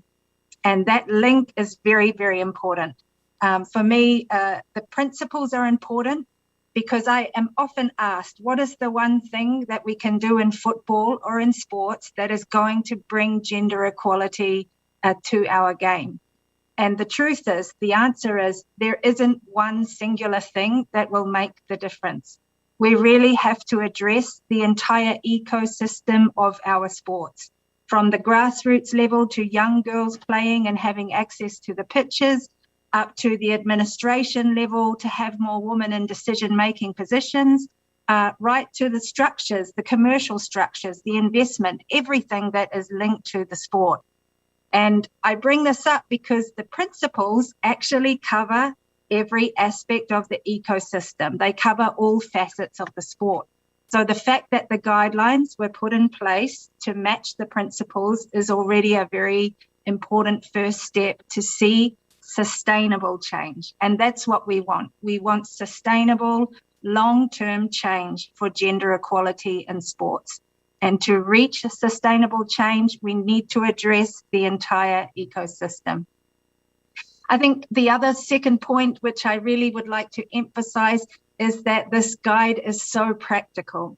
You know, I started my career in football at a small club in New Zealand. I also worked for a small federation in the Pacific, Samoa. You know, and I've learned through my experience that it's very important to support people with practical tools that can be tailor-made to the situation in their own backyard, the cultural and social context that they are dealing with. And what I love about this is we have the long version, which for those of us that are wanting to go to that level of detail, we can. But for practical people who are just wanting to find easy steps that they can concretely implement, we also have a short version of the guidelines, which is a very visual, practical tool that any member of a club, a member association, a country, a federation can pick up and get clear guidance and concrete steps on how to implement and make changes in their own organizations towards gender equality. In terms of FIFA, we've made some very important steps forward in bringing gender equality around and in through football, but we still have a long way to go. And some of my colleagues have also mentioned this. If I look at the principles in particular, what is important to us is to provide more leadership opportunities for women in our game. I really, really believe that this is a fundamental step. If we want to see more girls participating at every level on the field, in the administration, as officials, in the media, we need to provide role models for them. We need women who are in decision-making positions to provide those pathways for young girls and more women to come into the game. So we've made some fantastic steps, certainly within FIFA and within football. We have, for the first time in more than a century, a female general secretary in FIFA. I myself am a female member of the management board. We have 6 females in the executive council, but these are only tiny, small steps. When you consider football and sports are the most popular participation platforms that we have, there needs to be far, far more women at the highest level. And for us, it's about getting to the point where actually it's not a celebration or a special moment when a woman is appointed to a position of leadership. It's just normal. It becomes normal. And she's celebrated for being in that position because she deserves to be there, not because she's a woman and she's in that role. The other principle that I would like to touch on, 2 more from a FIFA perspective that are of particular importance. One is investment and closing the gap in investment. And I've noticed in many sports, and it happens in football still today and all over the world, is that women's football is seen as a pure cost exercise. It's an expense. It's not seen as something that those who hold the purse strings should be investing in. And we need to change that narrative. We absolutely have to change that narrative. Women's football and women's sports is an investment. And if we want to see the return on that investment, we have to nurture it in the same way that all sports organizations have been nurturing the men's game and men's sport for years and years. And our girls and women who are participating, they deserve it. So investment is a big one. And in FIFA, we are budgeting $1 billion over this current 4-year cycle, ring-fenced specifically for women's football. We have 211 member associations. We provide them funds to develop football. We also ring-fence part of those funds to make sure that that money goes specifically to the women's game. And the final principle, which I want to touch on, is principle 2, violence against women and girls. Safeguarding in our sports is so essential. We are trying to get 60 million women and girls playing the game of football by 2026. And if we cannot provide a safe environment for those girls to come into our game, to compete, to participate, then we are failing as sports organizations. So principle 2 is absolutely important. and FIFA has done a lot of work around safeguarding. We have a new entity that we're setting up at an international level, which is coming up now, which will support all sports organisations in how they can safeguard our sport, but in particular vulnerable people, women and girls. So for me, I wasn't around when the Beijing Platform for Action was signed, but I'm very, very proud to be part of a new generation who is taking up the call from that Platform for Action, using Sport for Generation Equality to bring those topics back to the forefront and to make a change in our sports today. Thank you very much. Thank you. This was really great, and all the points that you make, starting from the, we need to have women in the fields, in the boards and the media with the right representation and well funded.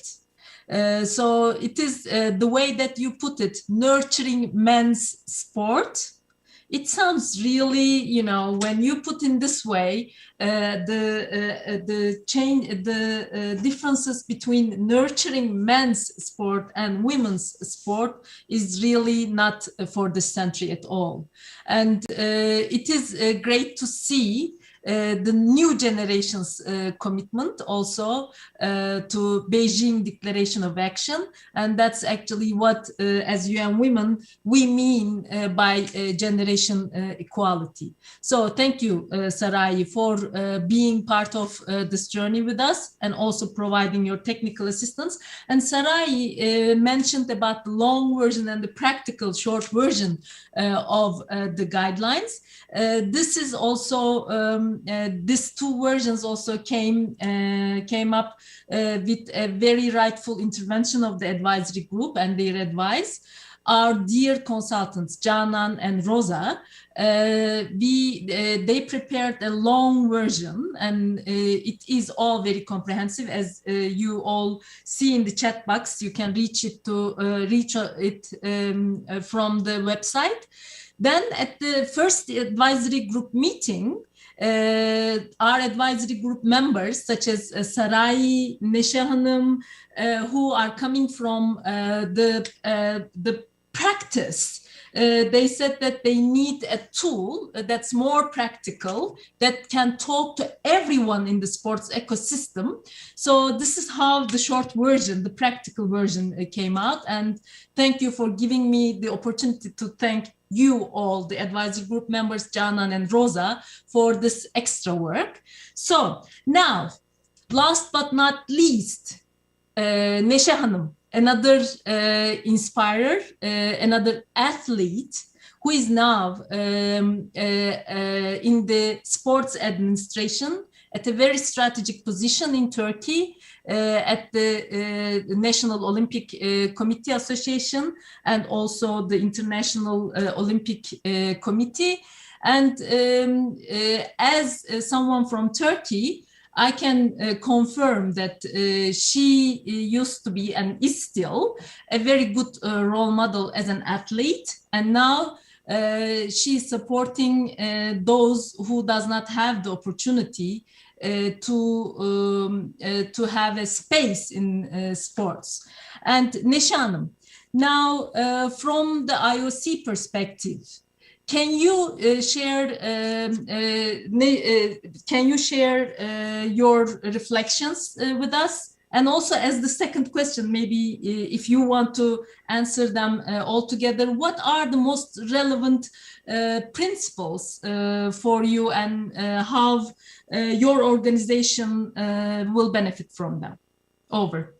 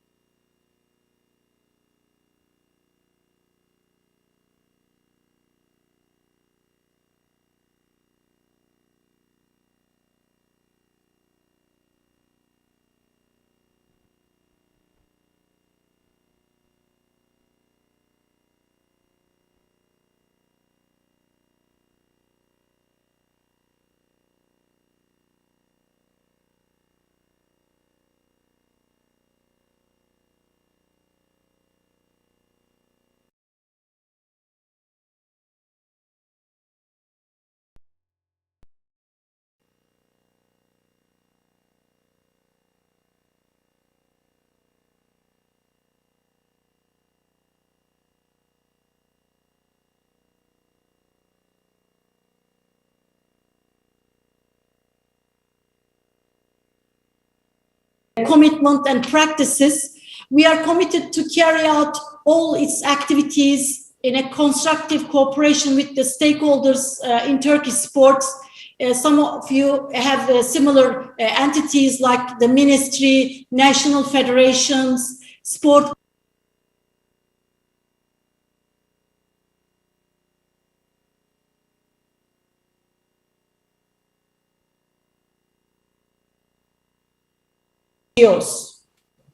And finally, I would like to say that we will take an activist approach and encourage all the stakeholders of Turkish sports and all around the world to embrace sports for generation equality principles and take action to implementing them and using those guidelines. That's our commitment from our side. And as Turkish Olympic Committee, we are really looking forward to working together for a better future, creating for our women and girls in sport.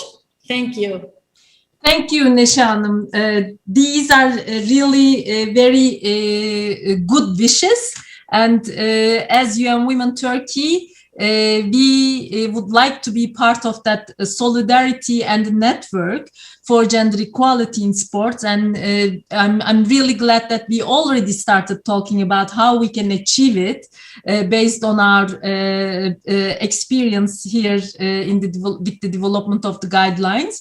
And I hope that we will have more to do with the Turkish National Olympic Committee as young women. So you can count on us in that, and I'm really glad to have you as an ally in Turkey to achieve the same goals. So this is the end of the panel, and I would like to thank all the panelists and all of you for listening, and our panelists, dear Philip, Önder, Sarai, Neşe, and Jennifer, for sharing their reflections on the guidelines and what makes it so important for their organizations that represent the different parts of the sports ecosystem. We will continue this dialogue. This is the first of a series of dialogues, and I hope we will be able to build on it, because these guidelines are to make the intentions, to turn the intentions into realities. And I can see that there is the will, and we will also together create the sources, and we will make it real. So thank you for your commitment, and I give the floor to Sinem. Thank you, Zeliha and distinguished panelists, for inspiring interventions. Dear guests, we will have a short break of 10 minutes now. After the break, we will have the second panel discussion featuring representatives of various key sports organizations worldwide.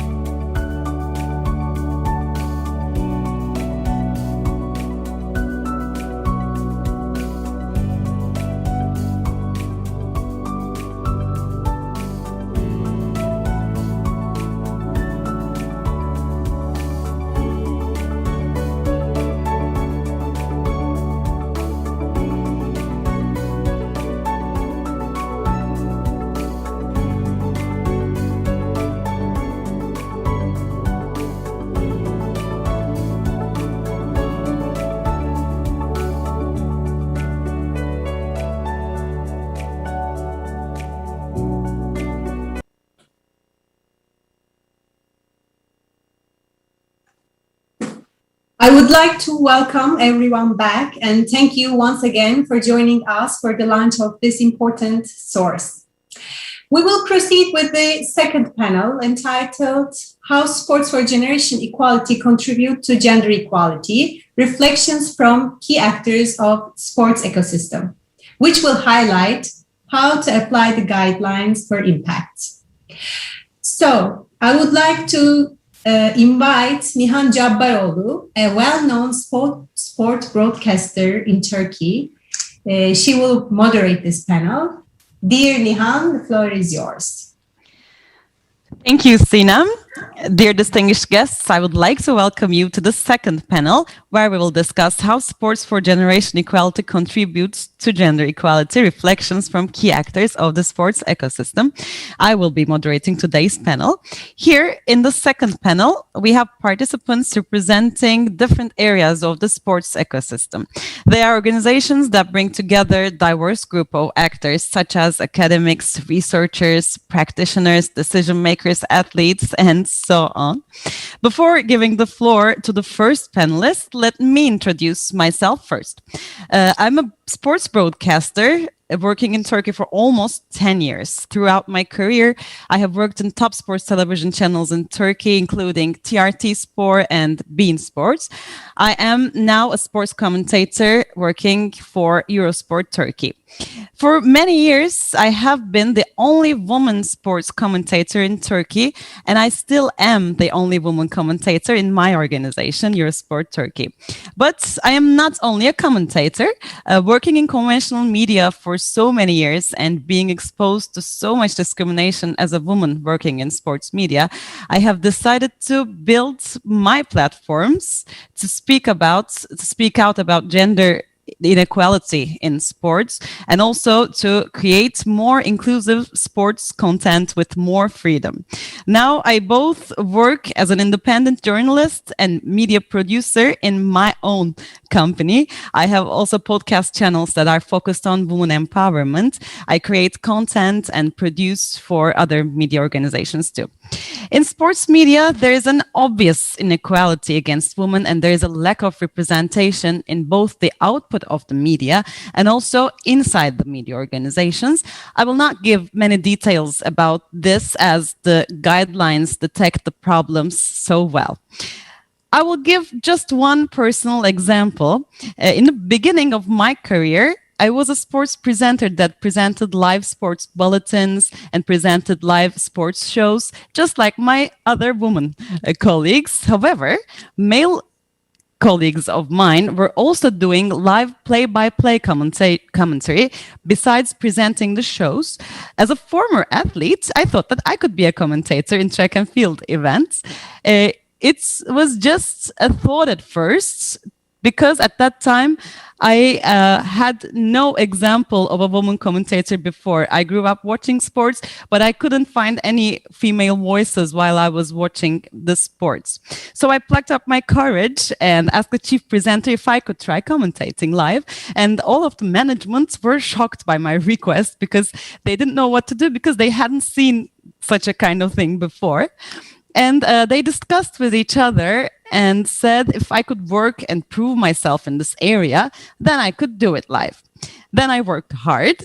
After a few months, the management has seen my efforts, and I was very determined to do it. And I showed them that I was very determined. And they decided to give me a slot in World Indoor Championships in 2015. And I was so happy that I could do this live commentary. I walked into my manager's room and I was so thankful for the opportunity. I said, thank you so much for trusting me with this. And he said, like, I'm doing you a favor for this broadcast. I'm doing you a favor by trusting you, and he said, I will punish you with extra workload for doing this. So instead of rewarding a hardworking colleague, he just saw the whole thing as a favor or a simple gift to a girl. Because I wanted to step out of the gender roles in sports media, he decided to give me this extra shifts as a punishment to do that. But I just wanted to do my job, just like my other male colleagues. In the end, I succeeded and became the first woman commentator in Turkey to do a live play-by-play commentary in not only for just track and field events, but also in an Olympic event, which was Rio 2016. And I will be commentating in Tokyo 2020 upcoming days for HeForShe Turkey.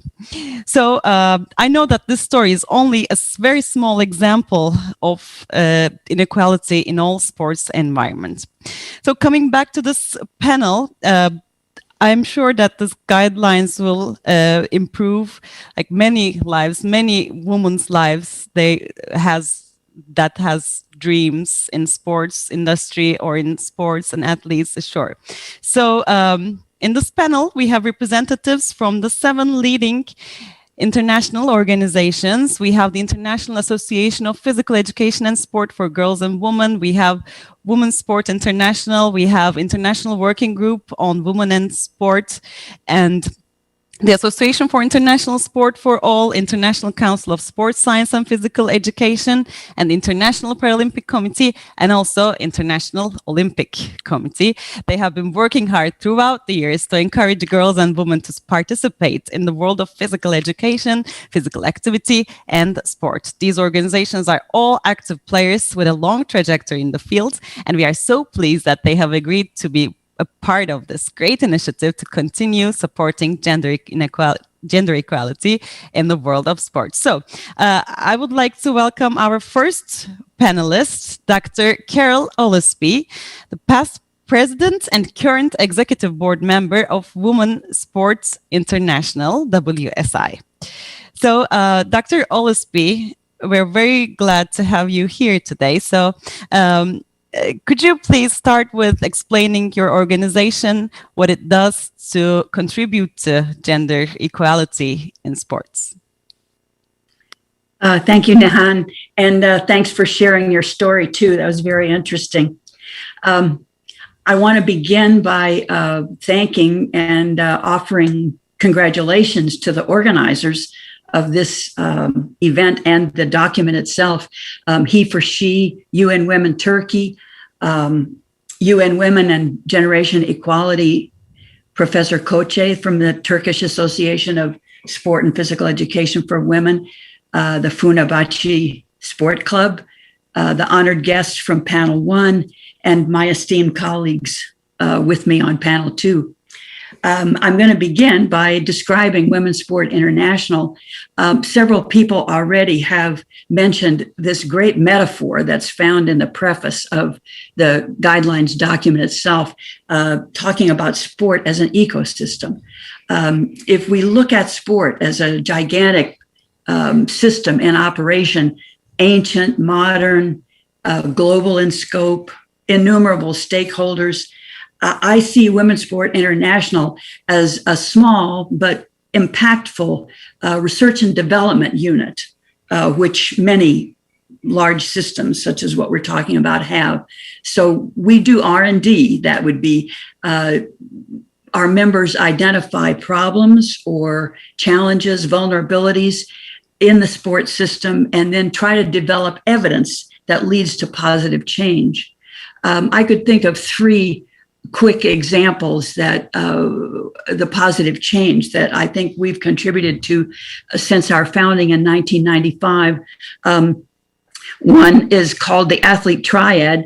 If you're a track and field person, Nahan, you might know in athletics, because very often the intensive form of the training has some negative effects for some women athletes, eating disorders, some bone health issues. For a long time, no one was seeing this. And one of our founders, Dr. Barbara Drinkwater, identified what she called the athlete triad and worked so hard with the medical commission of the IOC that eventually the IOC issued a consensus statement about the athlete triad. And now dealing with these kinds of issues is just normal training for elite athletes. We were also one of the first groups to develop a database about sexual harassment and abuse, now referred to, I guess, as non-accidental violence against girls and women. In those beginning stages, many people thought that we were actually, in our data collection on this topic, hurting sport. But I think with perspective now, people can see that it was an attempt to create positive change and solve something that was a problem. And we've also done a lot of work with discrimination against deaf and hard of hearing athletes. So these would be examples of how our membership creates positive solutions for some of the challenges of sport. That's very impressive. And so you have been working to make better lives for women in sports. And so today our subject is the guidelines. So how do you think those guidelines and initiatives will help your cause in this sense? Well, it was exciting to read the guidelines document. I think they're extraordinary. And I think that members of my association, any group that's working towards gender equality will welcome these guidelines. I could echo a lot of words that I've heard other people say already this today, how flexible they are, how practical they are, how comprehensive they are.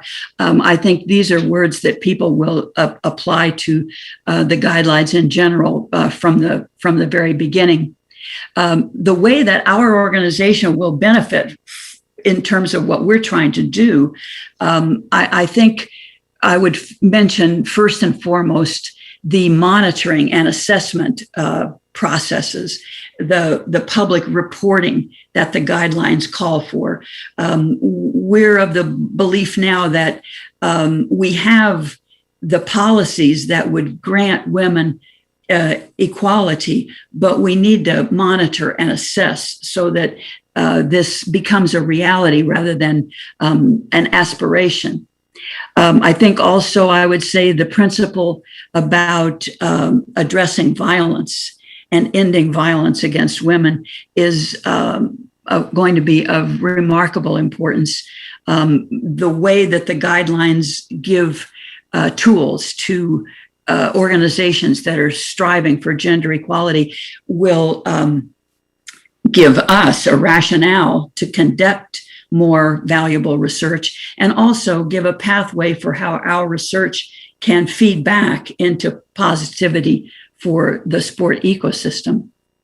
I think Principle 4 also, and the use of the guidelines to advance the media representation is a very, very important one for us, particularly the concept of harmful stereotypes and trying to put an end to harmful stereotypes about girls and women in sport generally, but especially WSI now is beginning a new task force, which we're calling Sport in the Post-Binary World.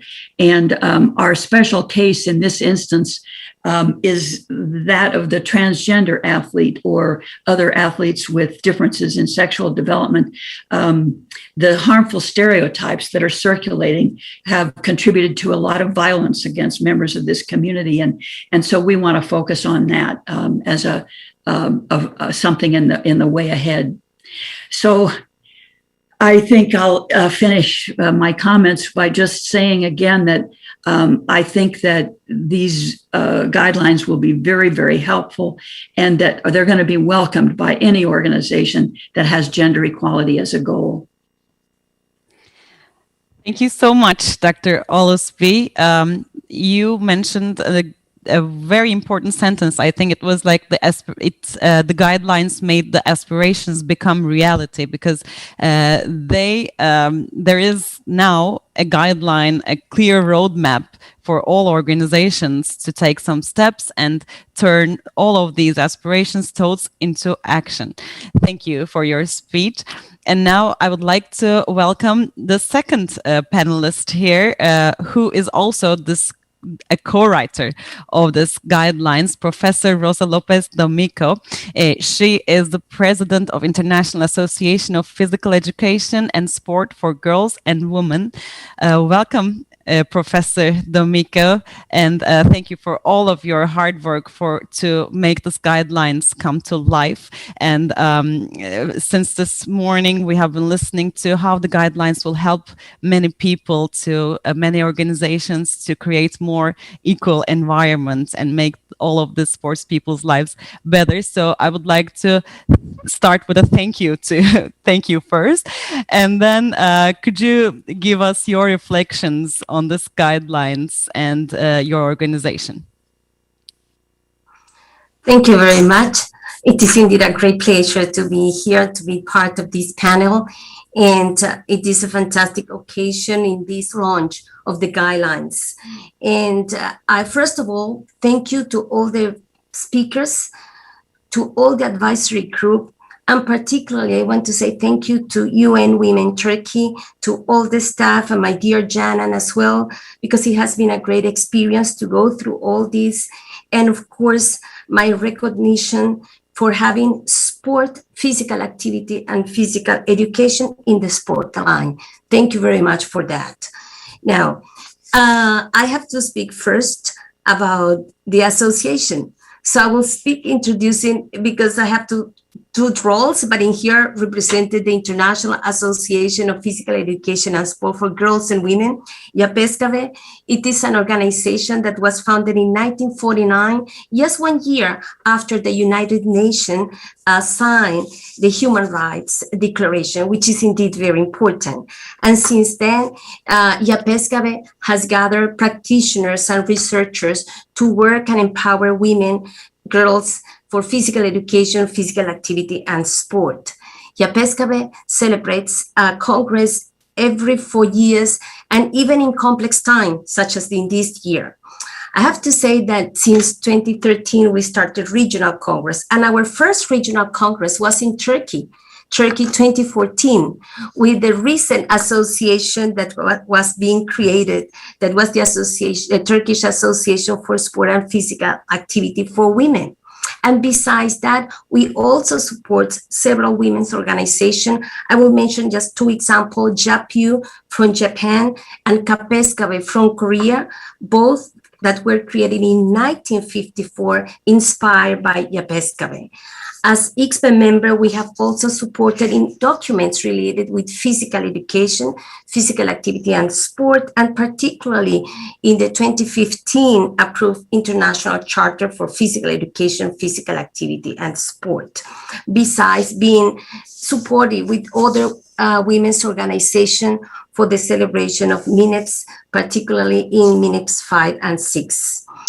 I have to say that in terms of the guidelines, it's unique to me, the experience, particularly because it came out in a moment, precise moment, in which it was much needed.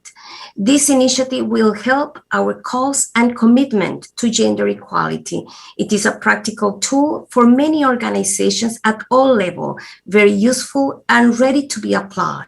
The organizations might know the theory, but they might have not had the time or the chance to think how we can apply that, how I can assess my organization. So we believe it is very pertinent to accompany the Sport for Generation Equality framework, and because the guideline complements this sport initiative. We advocate for more publication. HeForShe from various corners of the world, we push for that. And this example, initially in 2 languages, and I have to say, today, even with sign language, which is fantastic, and thank you very much for that. So it's important because it gets to a bigger audience, okay? Besides, I would say the video makes it more attractive, and the design of the guidelines make it, pedagogically speaking, a very attractive resource to follow. As a member of the sport community, HeForShe is pleased with this push forward to make visible sport and sport for gender equality. This initiative from UN Women Turkey definitely supports the sport, physical education, and physical activity sector, as it is much has to be done to achieve inclusion, equity, and equality. So this initiative brings an important instrument to use to be used, to be discussed, to be followed, and to be shared, particularly best practice, and definitely it will help all our practitioners and supporters. What can we do? We will spread it among our members. We open spaces for these documents to be known. We distribute and we will encourage research. And definitely the guidelines, we invite UN Turkey to have this presentation in our coming HeForShe Congress in September in China 2021. Thank you so much, Professor D'Amico. And how do you think your organization will benefit from these guidelines? Okay, for years we have been pushing, I mean, for many, many years, as you know, HeForShe this year is 72 years old, for having more resources to provide our practitioners, to provide our members, to provide the women's community in general and girls to participate in physical education, physical activity, and sport. The guidelines has all these components, and we can share, we can pass it to all our members.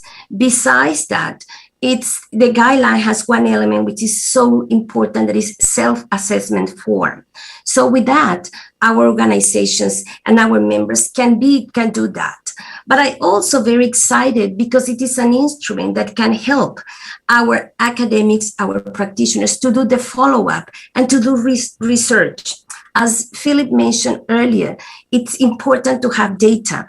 All the women's organization also has worked for years to provide data. So with this instrument, it will be very helpful. It's a practical tool and it will make their life easier, okay, for all organizations involved. We just don't think about the ones at the top level, but also at the grassroots levels, when they're learning, when they're coming. And from there is where the changes will come.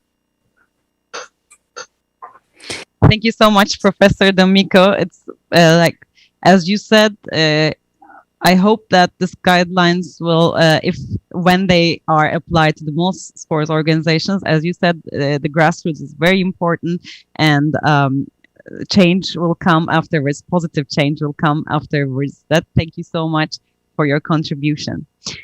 Now, I would like to welcome the governing board member of International Paralympic Committee, Rita van Driel.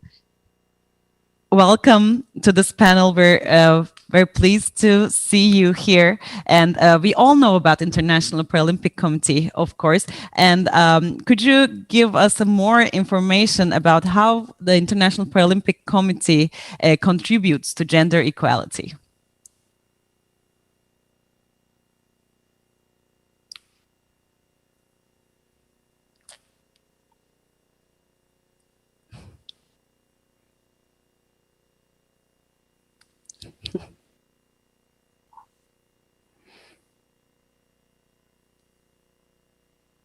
Make for an inclusive world through parasport. And inclusive means, of course, that we want to more include women. Our mission is to lead the Paralympic movement and to oversee the delivery of the Paralympic Games and support our members to enable para-athletes to achieve sporting excellence. Our primary responsibility is to support our 200 plus members to develop parasport and advocate for social inclusion. And of course, we ensure the successful delivery of the Paralympic Games. Is it not possible to hear me? I can hear you. I saw a message in the chat. Yeah, I saw this message too, of course. I don't think there is a problem. If there is a problem, they would contact me, but I think we're fine. You can carry on. Okay, I go on. So we have the IPC has a policy on diversity and inclusion, and it's very valuable to use that as a reference in our communication with our members and also to design projects. And beside that policy, we also have a Women in Sport Committee, of which I am the chair. And we have two strategic goals. One is to increase awareness, education, and understanding of gender equality and within the Paralympic movement. I see messages coming in and out, but I just continue, right? Yes, please continue. And the other strategic goal is to help to increase women's participation and leadership across all levels within the Paralympic movement, and to recognize and celebrate the success of women in Paralympic sport. And as our primary responsibility is to support our members, mostly national Paralympic committees, we have a huge membership program department which support us as a Women in Sport committee to implement our strategic goals with programs. So there are different initiatives like NPC funding opportunities, NPC capacity building programs, and athlete support. And all these initiatives already have a clear gender equality guidelines, and we are monitoring to ensure the equal access. So an NPCs not following our guidelines will receive reduced or even no money for their projects. So hence, especially women with a disability who face more or less double challenge, have access to various opportunities, we believe this will continuously grow gender balance in the Paralympic movement. So, and in the national Paralympic movement, the level, women with a disability are really underrepresented in comparison to men with disabilities. So that is actually what we already do. And maybe just to jump on your next question, I think we are really, really happy with these guidelines, because what we are struggling with is practical tools to make steps forward. So it's really fantastic to have a roadmap, to have practical assessments, and all the things you have developed in these guidelines is so helpful for us. So we are really happy with it. We believe we can easily implement it in our programs, and of course we will share it with our members. So yes, I think I can echo many of the words spoken already, but we are very happy as an international Paralympic movement with all the work you have done together. So thank you so much for the work. Thank you so much, Ms. Van Driel. It was very nice speech, and to learn more about the International Paralympic Committee was it was a pleasure for us too. And you also already answered my second question of how the guidelines will help you and your cause and your institution. Thank you so much for that. Thank you for your time. Now we will carry on with the Secretary General of International Working Group on Women in Sports, Rachel Froggatt. She sent us a video message. Let's hear her and her message to us. Ina mana, ina waka, ina reo, iro rangatira ma, tēnā koutou, tēnā koutou, tēnā koutou katoa. My name is Rachel Froggatt, and I am Secretary General of the International Working Group on Women in Sport. And I'm recording this message in Dunedin in the South Island of New Zealand, at the very bottom of the world, beaming into you and joining what is really a very esteemed panel today, celebrating the launch of the guidelines for gender responsive sports organisations. I would very much like to acknowledge my co-panellists, especially Rosa, who is a member of the IWG Global Executive, and Carol, who is, of course, a former co-chair. Rita, Marisol, Kerry, and Uri, I'm very honoured to be in your presence today as well. What a momentous moment. This is a really fantastic initiative that is being led by UN Women Turkey. And I'm especially honoured to be here today because it's the first ever time that I will be representing UN Women. I've just this week been designated a sports equality advisor for UN Women Aotearoa in New Zealand. So this is a very apt moment to be giving this presentation. The International Working Group on Women in Sport was founded in 1994 at the first ever IWG World Conference on Women in Sport in Brighton in the UK. And for nearly 30 years, it has continued to go from strength to strength, moving around the world every 4 years to a new host nation. Since late 2018, it has been situated in Aotearoa, New Zealand, and it has been our great honour to continue the amazing work of the IWG. And it has been especially exciting to be a part of a very innovative time. You know, COVID-19 has been a difficult period of time for everybody around the world, and especially for women in sport. And we're seeing evidence around the world of the struggles that we are facing to continue the momentum towards equality in sport and physical activity. So IWG New Zealand Secretariat has been doing a number of really fantastic initiatives we're excited to share with you today. The first is we have turned next year's 8th IWG World Conference on Women in Sport into a digital physical hybrid event. It's the first time we've been able to do this as the IWG, and it means that our entire programming is fully integrated for the physical audiences here in Auckland, New Zealand, and for those that are dialing in around the world. We have a really passionate belief that this conversation absolutely has to happen, and it needs to happen more so than ever before in the wake of COVID-19 and the impacts that we are seeing around the world on women in sport. The other thing that we are working very closely with our global board and members all around the world on is the delivery of a journey towards and beyond the IWG World Conference.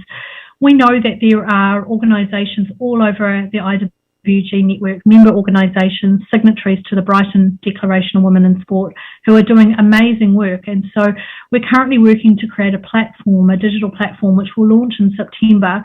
The IWG Insight Hub will celebrate the work of many of our members.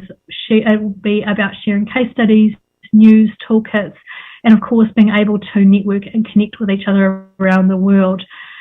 This very much comes from our overarching theme and concept, change inspires change. And it's an idea we came up with a couple of years ago to really express what we hoped to do in our 4-year quadrennial, which is to encourage people to share their stories of change and to hopefully then inspire more change and more change and more change. And to bring that to life, I would be absolutely thrilled to now show you our Change Inspires Change video.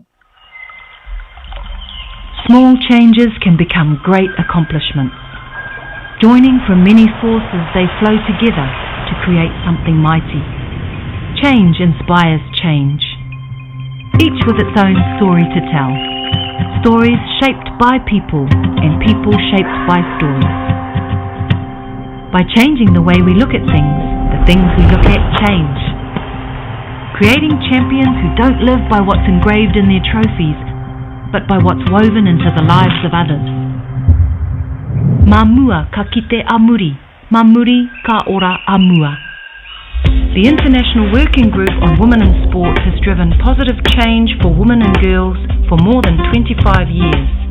Aotearoa New Zealand, home to 3 upcoming Women's World Cups, will host our conference in May 2022, the largest gathering on gender equity in sport and physical activity in the world, live in Auckland. Or follow the event virtually, collaborating with your international colleagues. You can also join our global community of action right now online. Mentor, be mentored, inspire, be inspired. Sign up now to our tapestry of storytelling, woven with countless threads of change, inspiring change. E hara taku toa I te toa takitahi, engari he toa takitini.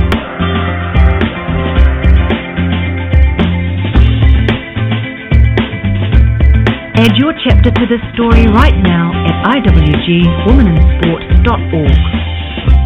Change inspires change. Well, thank you very much. I hope you enjoyed that video.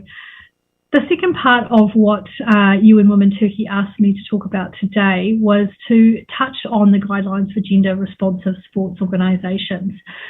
I think what's wonderful about this is how practical it's going to be. The focus itself on helping people to understand the environment that they work within, to implement change, to understand and monitor responsiveness within their organisations. And what it is essentially doing is translating the UN Women's Sport for Generation Equality into a step-by-step guideline. It's exactly what the IWG hopes that our member organisations will do. It's also exactly what we hope our Insight Hub and World Conference will do in terms of being able to share practical tools that enable people to see a way forward. I think now more than ever, we're in a circumstance where empowerment of those people with influence on decisions and funding and support for women's sport is incredibly important. To advance it and to make concrete action, we do need toolkits and guidelines such as those produced and launched here today. So I would really like to congratulate Sinem, Aidan and the team at HeForShe Turkey and UN Women Turkey. I'd like to acknowledge my panellists and say onwards and upwards, and we look forward to seeing you either physically here in Auckland, New Zealand between the 5th and 8th of May next year or online. See you soon. Tēnā koutou katoa. We've heard the words of Rachel Froggatt, the Secretary General of International Working Group on Women in Sport. Thank you for her kind words and contributions. And now she said that the change, actually what the message of her speech was to change could be with the small steps, but small changes can make huge impacts. And I believe these guidelines are not very small changes, but it's a very big concrete steps towards gender equality. Now I would like to welcome Marisol Casado, the Public Affairs and Social Development through Sport Commission Board member of International Olympic Committee and also President of International Triathlon Union. Ms. Casado, welcome to this panel. And could you tell us more about your organization and its contributions to gender equality? Okay, thank you very much indeed. Are you hear me properly? Yes, yes. Yes, okay, fantastic. Well, as you well says, I'm here just with different hats, let's say. In one hand, I'm a member of the International Olympic Committee, and I think more or less everyone understands what that means. But I really want to stress different things that maybe not everyone knows. I think the International Olympic Committee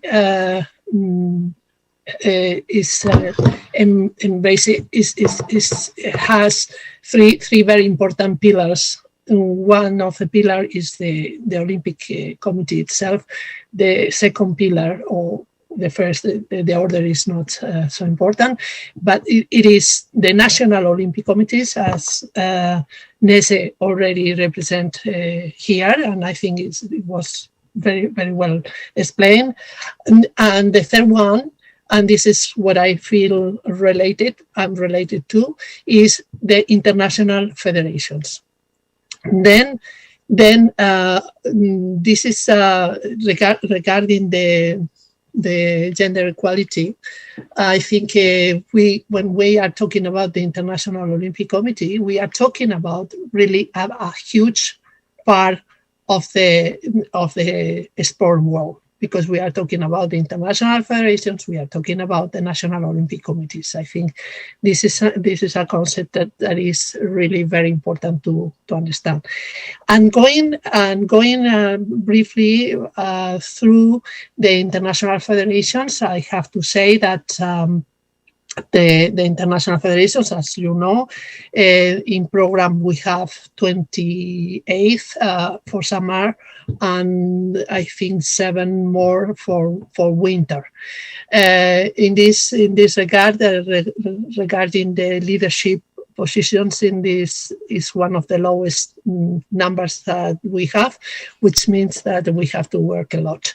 In the last in the international federations, we are associated under an organization that we call it ASOIF, Association of International Federations. And at last year or year and a half, we organized, let's say, the women's and inclusion. Well, we put inclusion also as a word inside the committee and commissions. Then this is something that's and I would like just saying that I would like just to tell you some figures that I think there are inside the document that we see today with the guidelines. But I think this one is more accurate at this moment. I think we have 33% of the IOC executive board members, and in 2013 we were only 21%. 38% of IOC members versus 27% in 2013. 37 of IOC commission chairs, before we have none. 48% of positions across IOC commissions versus 20% in 2013. Then I think this number are quite encouraging, and they are coming mainly from the review that we have in 2016 or 2014, 15, and then with this review that I had the honor to coordinate the working group. Well, I think we did these steps in order to start to put more power, let's say, inside to resolve this problem that we were facing for a very long time. I had to say that the International Olympic Committee was working in this area since a long time ago. I think more than 25 years. It was organized by Samaranch, the president, two presidents ago, let's say. But I want to echo some of the words that it was saying by Jennifer from the other panel, that she explained very well how was important the power that it was put it from President Bach inside this just to resolve this issue through the Agenda 2020. But now we are in 21 and we finish the Agenda 2020. Then we have 2020 plus 5, and this is where we were working together with the UN Women Sport for Generation in the equality principles, and we had from the 25 recommendations that we already give in the review project, that then we have exactly in a different order, but we have exactly the same guidelines, let's say, that the same principle, that we are talking about today. I think we were talking about participation, leadership, safe sport, portrayal, and resources allocation. We have 5 in this one. That's it is what we are talking today is leadership and governance, prevention of harassment and abuse, investment on an economic opportunity, bias-free and equal media representation, equal participation. Then it's clear that we didn't have the last one, monitoring and reporting. And this is something so important now. And we were looking for it for all the time that we were working on that.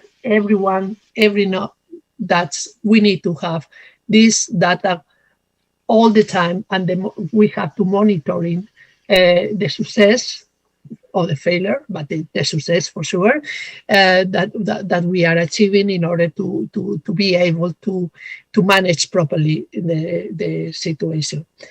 Then I think it's very clear, and in my experience, that is very long at this point. I have to say that I see that we are just working together at this point. We are from the last, let's say, 5 years, 6 years, it looks like we are all confluing in one point.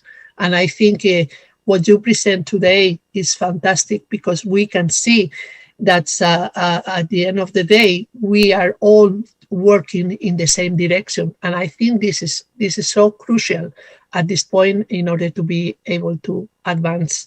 Then I think it was very well expressed also for Jennifer, as I said before, for Sarai, for Ness, that they are part of the sport, very clear of the sport, the organized sport, let's say. And I think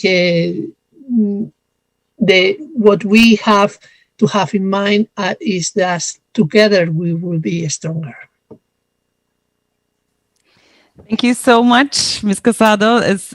You have made a very comprehensive speech, and I understood from your speech that monitoring parts is very beneficial to you and your organization, if I'm not wrong, right? Yes, it's for every organization. It's for every organization in the world, a sport or not a sport, by the way. But in this case, it's something that okay, it's clear that we were working together. Then this is so clear. Then for us, what I see as, if I can put a little bit outside, is something very important. As I said before, that together we will be stronger. This is very clear. Thank you so much for your contributions and your speech, Ms. Casado. Now, I would like to welcome Carrie McDonald, Business Development and Fundraising Manager in the Association for International Sport for All. Welcome, Carrie. Could you please let us know about your organization more and how it contributes to gender equality? Absolutely. So good morning, good afternoon, and good evening to all of those who are joining from various corners of the world. First of all, I'd like to offer my gratitude to HeForShe Turkey and UN Women Turkey for the invitation, and I would like to offer my congratulations on a fantastic and much needed initiative. And congratulations to the excellent speakers and panelists who are contributing today. It really is an honor to share this space with you. It's a pleasure for me to attend as the representative of the Association for International Sport for All, also known as TIFISA.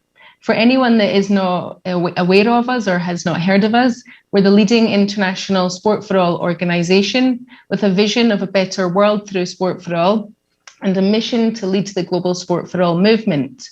We are a member-centric organization with 370 members spanning 170 countries. And our members are a real eclectic mix of national Olympic committees, international federations, governments, intergovernmental bodies, national sport for all umbrella organizations, municipalities, universities, and grassroots NGOs. TIFISA serves our members via programs, events, capacity building, and lobbying on the importance of sustainable sport for all. Furthermore, we work alongside other global changemakers, such as the IOC, the UN, UNESCO, WHO, and ICSPE, whose president I'm happy to see here with me today. And we have our regional bodies who focus on specific continental needs. That's a quick summary of TIFISA, but I do want to highlight what we're currently doing within the gender equality movement, as after all, that is why we're all here today. It's important for me to mention TIFISA's Mission 2030 for a better world through sport for all, which we adopted during our 2017 General Assembly in Seoul. Mission 2030 is an action-oriented guiding document for a global strategy to fight the global physical inactivity epidemic, and it's the Global Sport for All movement's answer to the SDGs. Mission 2030 provides a framework for TIFISA through 12 themes and missions to achieve a better world for the next generations to enjoy. One of the themes, of course, is gender equality, but I think it's of the utmost importance that we consider gender equality across all themes, as well as intersectionality. If we truly want to close the gender gap, we must acknowledge that each person that identifies as a girl or a woman has a unique experience of discrimination and oppression, and there are many factors that marginalize individuals and groups of society. given the current state of play, TEFISA acknowledges and we recognise that we can't achieve our ambitious missions alone, which is why we call on our members, our stakeholders and change makers at local, national and international level to stand together and to take action alongside us, to adopt the mission, to share their work, share their good practices, support one another, use your voice, use your platform and lead by example. And leading by example is what TEFISA is aiming to do. For this reason, we design and deliver practical activities based on research and identified needs to close the gender gap and empower girls and women both within and outside the sports sector. We do this through a variety of programs and a variety of advocacy and lobbying. TEFISA is leading currently a Female Leaders of Tomorrow FLOT project, which is built around mentorship and mobility. It's co-funded by the European Commission, and we do this in partnership with the African Union Sports Council Region 5, the European Network of Sport Education, and the Olympic Committee of Slovenia Association of Sports Federation. The aim of the FLOT project is to equip and empower 20 young women from Africa and Europe with the necessary skills, knowledge, support and experience to lead the Sport for All movement within their own setting. And you can find out more at flotsport.org. Funded by UNESCO, we're also co-leading the Women Leadership Through Sport for All workshop in partnership with the Fiji Sports Commission, which is to be delivered later this year. TEFISA, similar to UNESCO and the UN, we have a strong focus on the African continent through not only the FLOT project, but also we're supporting the African Union Sports Council Region 5 with their Women Leadership Mentorship Programme and One for More campaign. We're also hosting a series of webinars on the topic of gender equity in partnership with the African Union Sports Council and guest speakers coming from the African Women in Sports Association. TEFISA has non-formal educational and capacity building opportunities that are available as a resource for our members. And our inaugural Mission 2030 workshop, which was launched on the occasion of International Women's Day in partnership with the International Table Tennis Foundation, focused specifically on girls and women empowerment in sport for all. I must say that TEFISA continues to follow the lead of those that are really at the forefront of the gender equality movement, which led to us co-signing the Brighton plus Helsinki 2014 Declaration on Women in Sport. Ultimately, TEFISA strives to position Sport for All as a lever for achieving more equitable societies around the world. And we consider ourselves as a hub that brings together key stakeholders that are collectively working towards achieving gender equity in Sport for All. The final comment I want to make as part of my introduction is that TEFISA is by no means trying to position ourselves as the #1 expert in gender equity in sport. But what we are doing is creating a space for advocacy, capacity building and leadership by speaking to the experts, UN Women, UPESCOV, Nike, to keep us informed and ensure that we continue to remove barriers which are impacting girls and women's capabilities to succeed as they wish within Sport for All. Thank you, Carrie. It was nice to know about your organization. So you are in contact with many federations, many more organizations. I hope that guidelines for gender responsive sports organizations for guidelines are very beneficial for your organization and your partners. I'm sorry, I will not carry on with you because we have very little time left. So I want to continue with our final panelist, Dr. Yuri Schaffer, the President of International Council of Sports Science and Physical Education. Mr. Schaffer, could you please let us know more about your organization? Thank you so much. And due to this time constraint, I will not repeat thanking each and every one of the organizers, but I can join with my special thank you to all of you.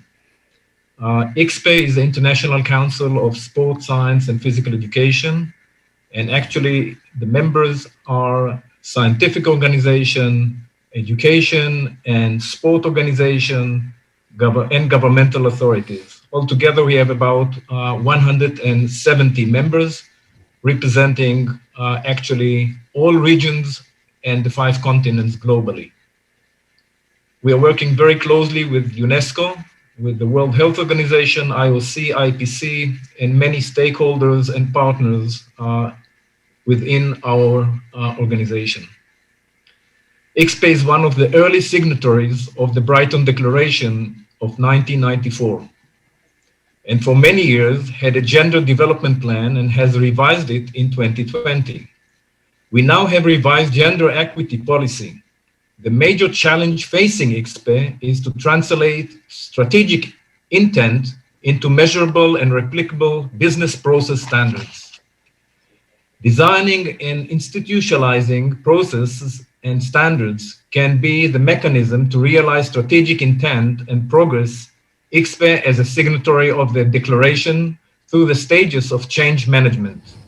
There is still an alarming ignorance of the Brighton Declaration and I think Beijing Declaration as a benchmark of efforts to improve the position of women and girls in sport and an absence of management processes and standards to guide the process within signatories of the declaration. So here are some of our activities in regard to gender equality. Develop a specific management process to achieve gender equity in programs, projects, and initiatives, including executive board committees and office staffing, in collaboration with internal and external stakeholders. Designate a specific person to implement the process. Designate a specific person to annually review management processes relevant to gender equity. Check to be sure the words gender equity appears in planning documents, strategies, and website. Systematically generate decisions and actions to improve the effectiveness of gender equality.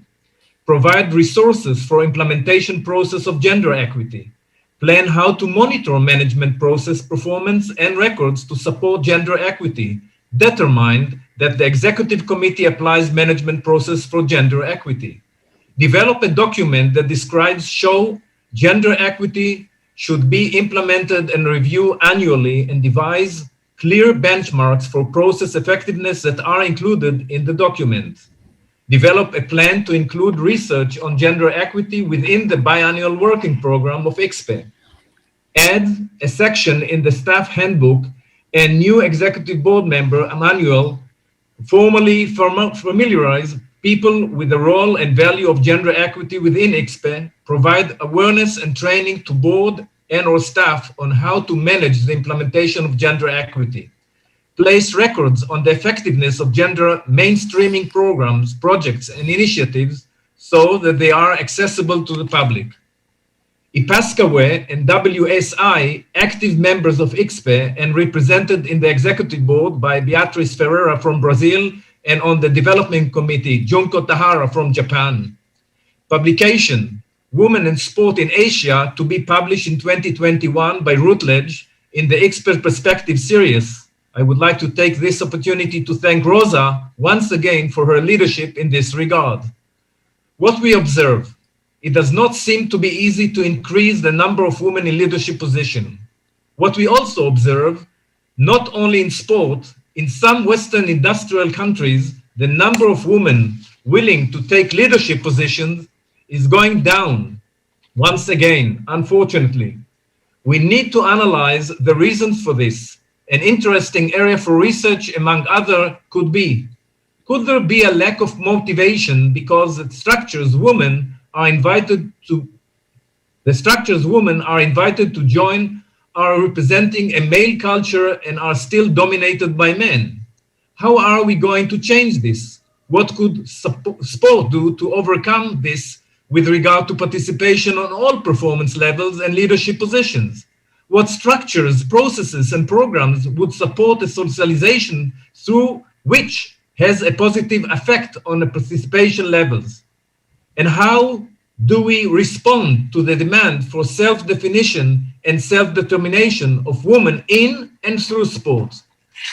So my final word, how can we use the new program that was launched this afternoon in Turkey to the benefits of all stakeholders, partners, and our members? But first, let me, on behalf of ICSPE, express our deep appreciation for this initiative, and especially to the lead author of the guidelines for gender responsive sports organization, Professor Chana Kocha and Rosa Lopez de Amigo, and the wonderful team of experts who have developed and prepared and published the guidelines. We could see today that it is a really practical manual that everyone can use. No more excuses. No question. This is a significant, valuable, desired, and necessary move in the direction to reach generation equality. The guidelines bring us closer to reach women and girls' rights for equal opportunities and a future that ensures adequate representation for women in all sport organizations and institutions.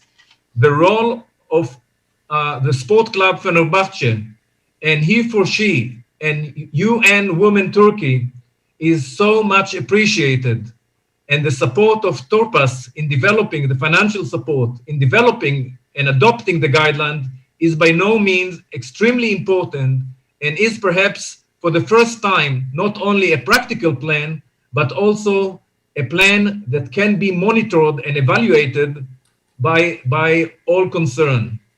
So on behalf of ICSPE, I would like to once again express our deep thanks for inviting us to be part of this forum. And I can assure you that as ICSPE president, I will do my best to make sure that the new elected executive board of ICSPE hopefully will adopt the guidelines. I don't see any reason why not. And then we will distribute it among all our 160 members, and we'll follow it, hopefully, with a survey after 1 year to see the outcomes of the implementation. Thank you, Dr. Scheffer.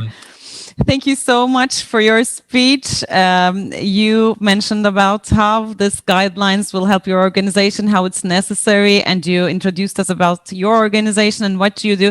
Thank you so much. Now we are out of time, unfortunately, and I would like to thank all panelists for their contributions and their opinions about these guidelines and their institutions and how they contribute to society by improving the gender equality.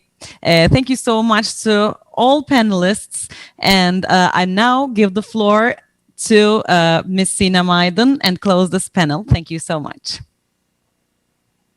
Thank you, Nihan and esteemed panelists, for inspiring contributions.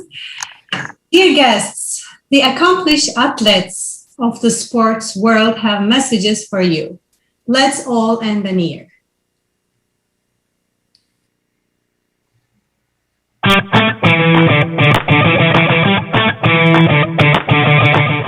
Hello everyone, this is Dimitrios Pelkas. I'm a football player in Fenerbahce.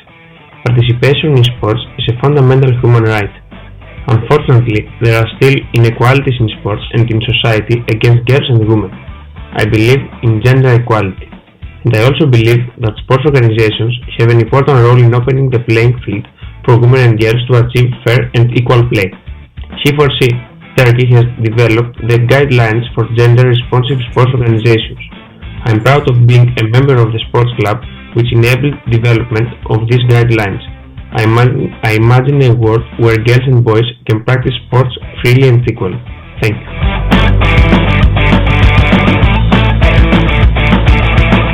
Ben Buzdenaz Çakıroğlu, Avrupa Şampiyonu, Dünya ikincisi milli boksörüm. Olimpiyatlarda Türkiye ve Fenerbahçe bir kadın sporcu olarak ilk kez temsil ediyor olmak benim için oldukça heyecanlı.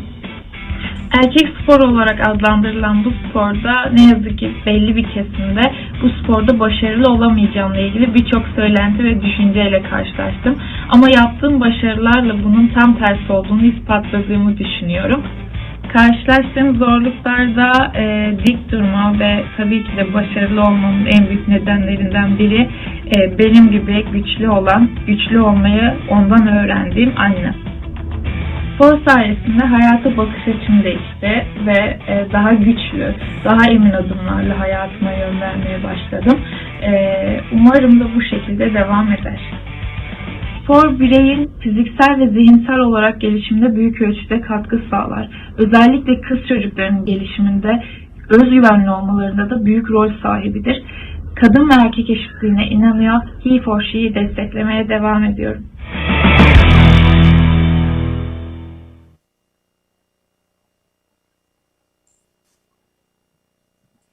We would thank these accomplished athletes for their messages on the significance of gender equality in sports. Allow me to invite Ms. Asya Barbanova, Country Director of Young Women Turkey, for the closing remarks.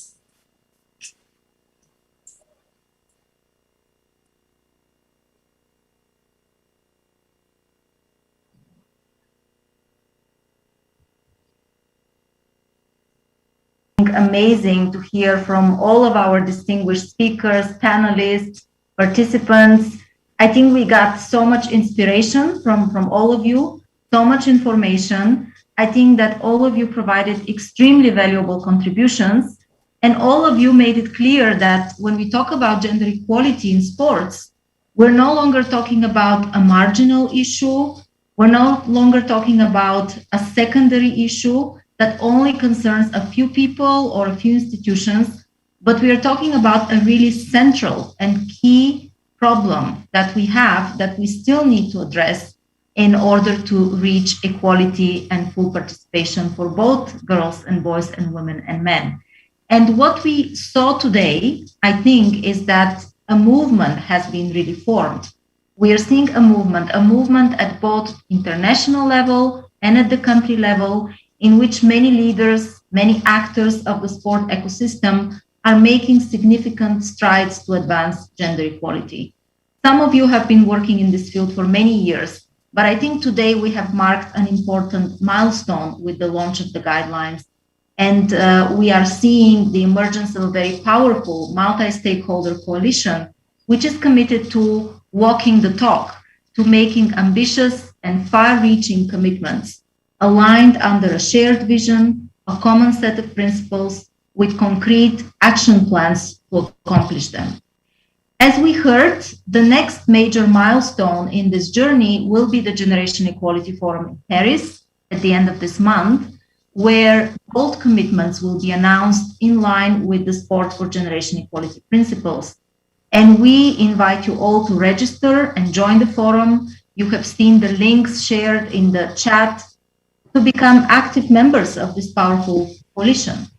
As we heard, together, we can empower a generation of girls and boys that knows no divisions, no discrimination, no barriers to achieving their full potential. Together, we can make sure that the promise of the Beijing Platform for Action is finally realized for women and girls in every corner of the world. As UN Women Turkey, we will continue our collaboration with different sport organizations and national partners to enable mutual learning and scaling of the good practices that we have, and to ensure that the guidelines for gender-responsive sport organizations are implemented in practice by as many and as diverse organizations as possible. During our collaboration with Fenerbahce Sports Club in the past years, we have developed various knowledge products such as analysis, training materials, advocacy tools on how to advance gender equality in sports and how to involve men in particular in this process. We will be using these tools in the coming period more extensively in Turkey, and we're in consultation with different actors in the sports ecosystem what our next steps can be. One of these next steps will be the establishment of a network of women in sports. And I'm sure that we will be seeing many of you in the next, in defining these next steps. In fact, in late June, we are planning to organize a national workshop to identify the needs and the gaps and to prepare a roadmap for further actions and collaborations, specifically around some of the principles. For example, to increase women's equal participation in sports, their leadership in decision-making structures, and their representation and portrayal, non-stereotypical and equal portrayal in sports media. Our collaboration with Fenerbahce Sports Club that you heard a lot about today has been in many ways unique and pioneering, not only for Turkey, but also for the broader region and globally. And I want to extend special thanks to the president of Fenerbahce Sports Club, Mr. Ali Koç, for his leadership, for his strong commitment to mobilize the power of sport for gender equality and the empowerment of women and girls.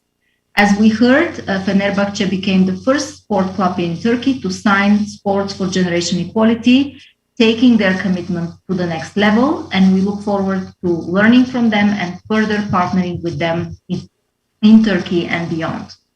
We are grateful to Tüpraş, which has made these guidelines possible with their financial support under the global HeForShe movement to enable our partnership with Fenerbahce over the past 3 years. And I also want to thank the entire UN Women HeForShe team that worked relentlessly in a very committed way over the past months to develop the guidelines. And big thanks to the authors of the guidelines and to all the members of the advisory committee that made possible this tool, this product. We heard a lot about it today. We heard that it is flexible, that it is practical, that it is comprehensive, that it is exciting. And we really urge you all to put it in practice in your organizations, to do the self-assessment, to determine how far your organization has come in applying the 6 principles, to create a roadmap for realizing the principles, and ultimately to become a gender-responsive sport organization, which sets an example for others, not only in the world of sports, but beyond, in any sector and in any field. I think that after hearing from all of you today, I'm very optimistic about this really happening in practice and about what the future holds. UN Women is here to continue supporting you and walking with you in this journey. Thank you very much and wish you a great rest of the day. Thank you, Asya, for the closing remarks. Distinguished guests, we believe that the guidelines will serve as an inspirational roadmap for members of the sports ecosystem to follow a transformational journey towards gender equality and the empowerment of women and girls, and in this way to make a substantive contribution to our shared vision of a world free from inequalities and discrimination. Thank you very much for joining us today. This is the end of the launch of the guidelines for gender responsive sports organization.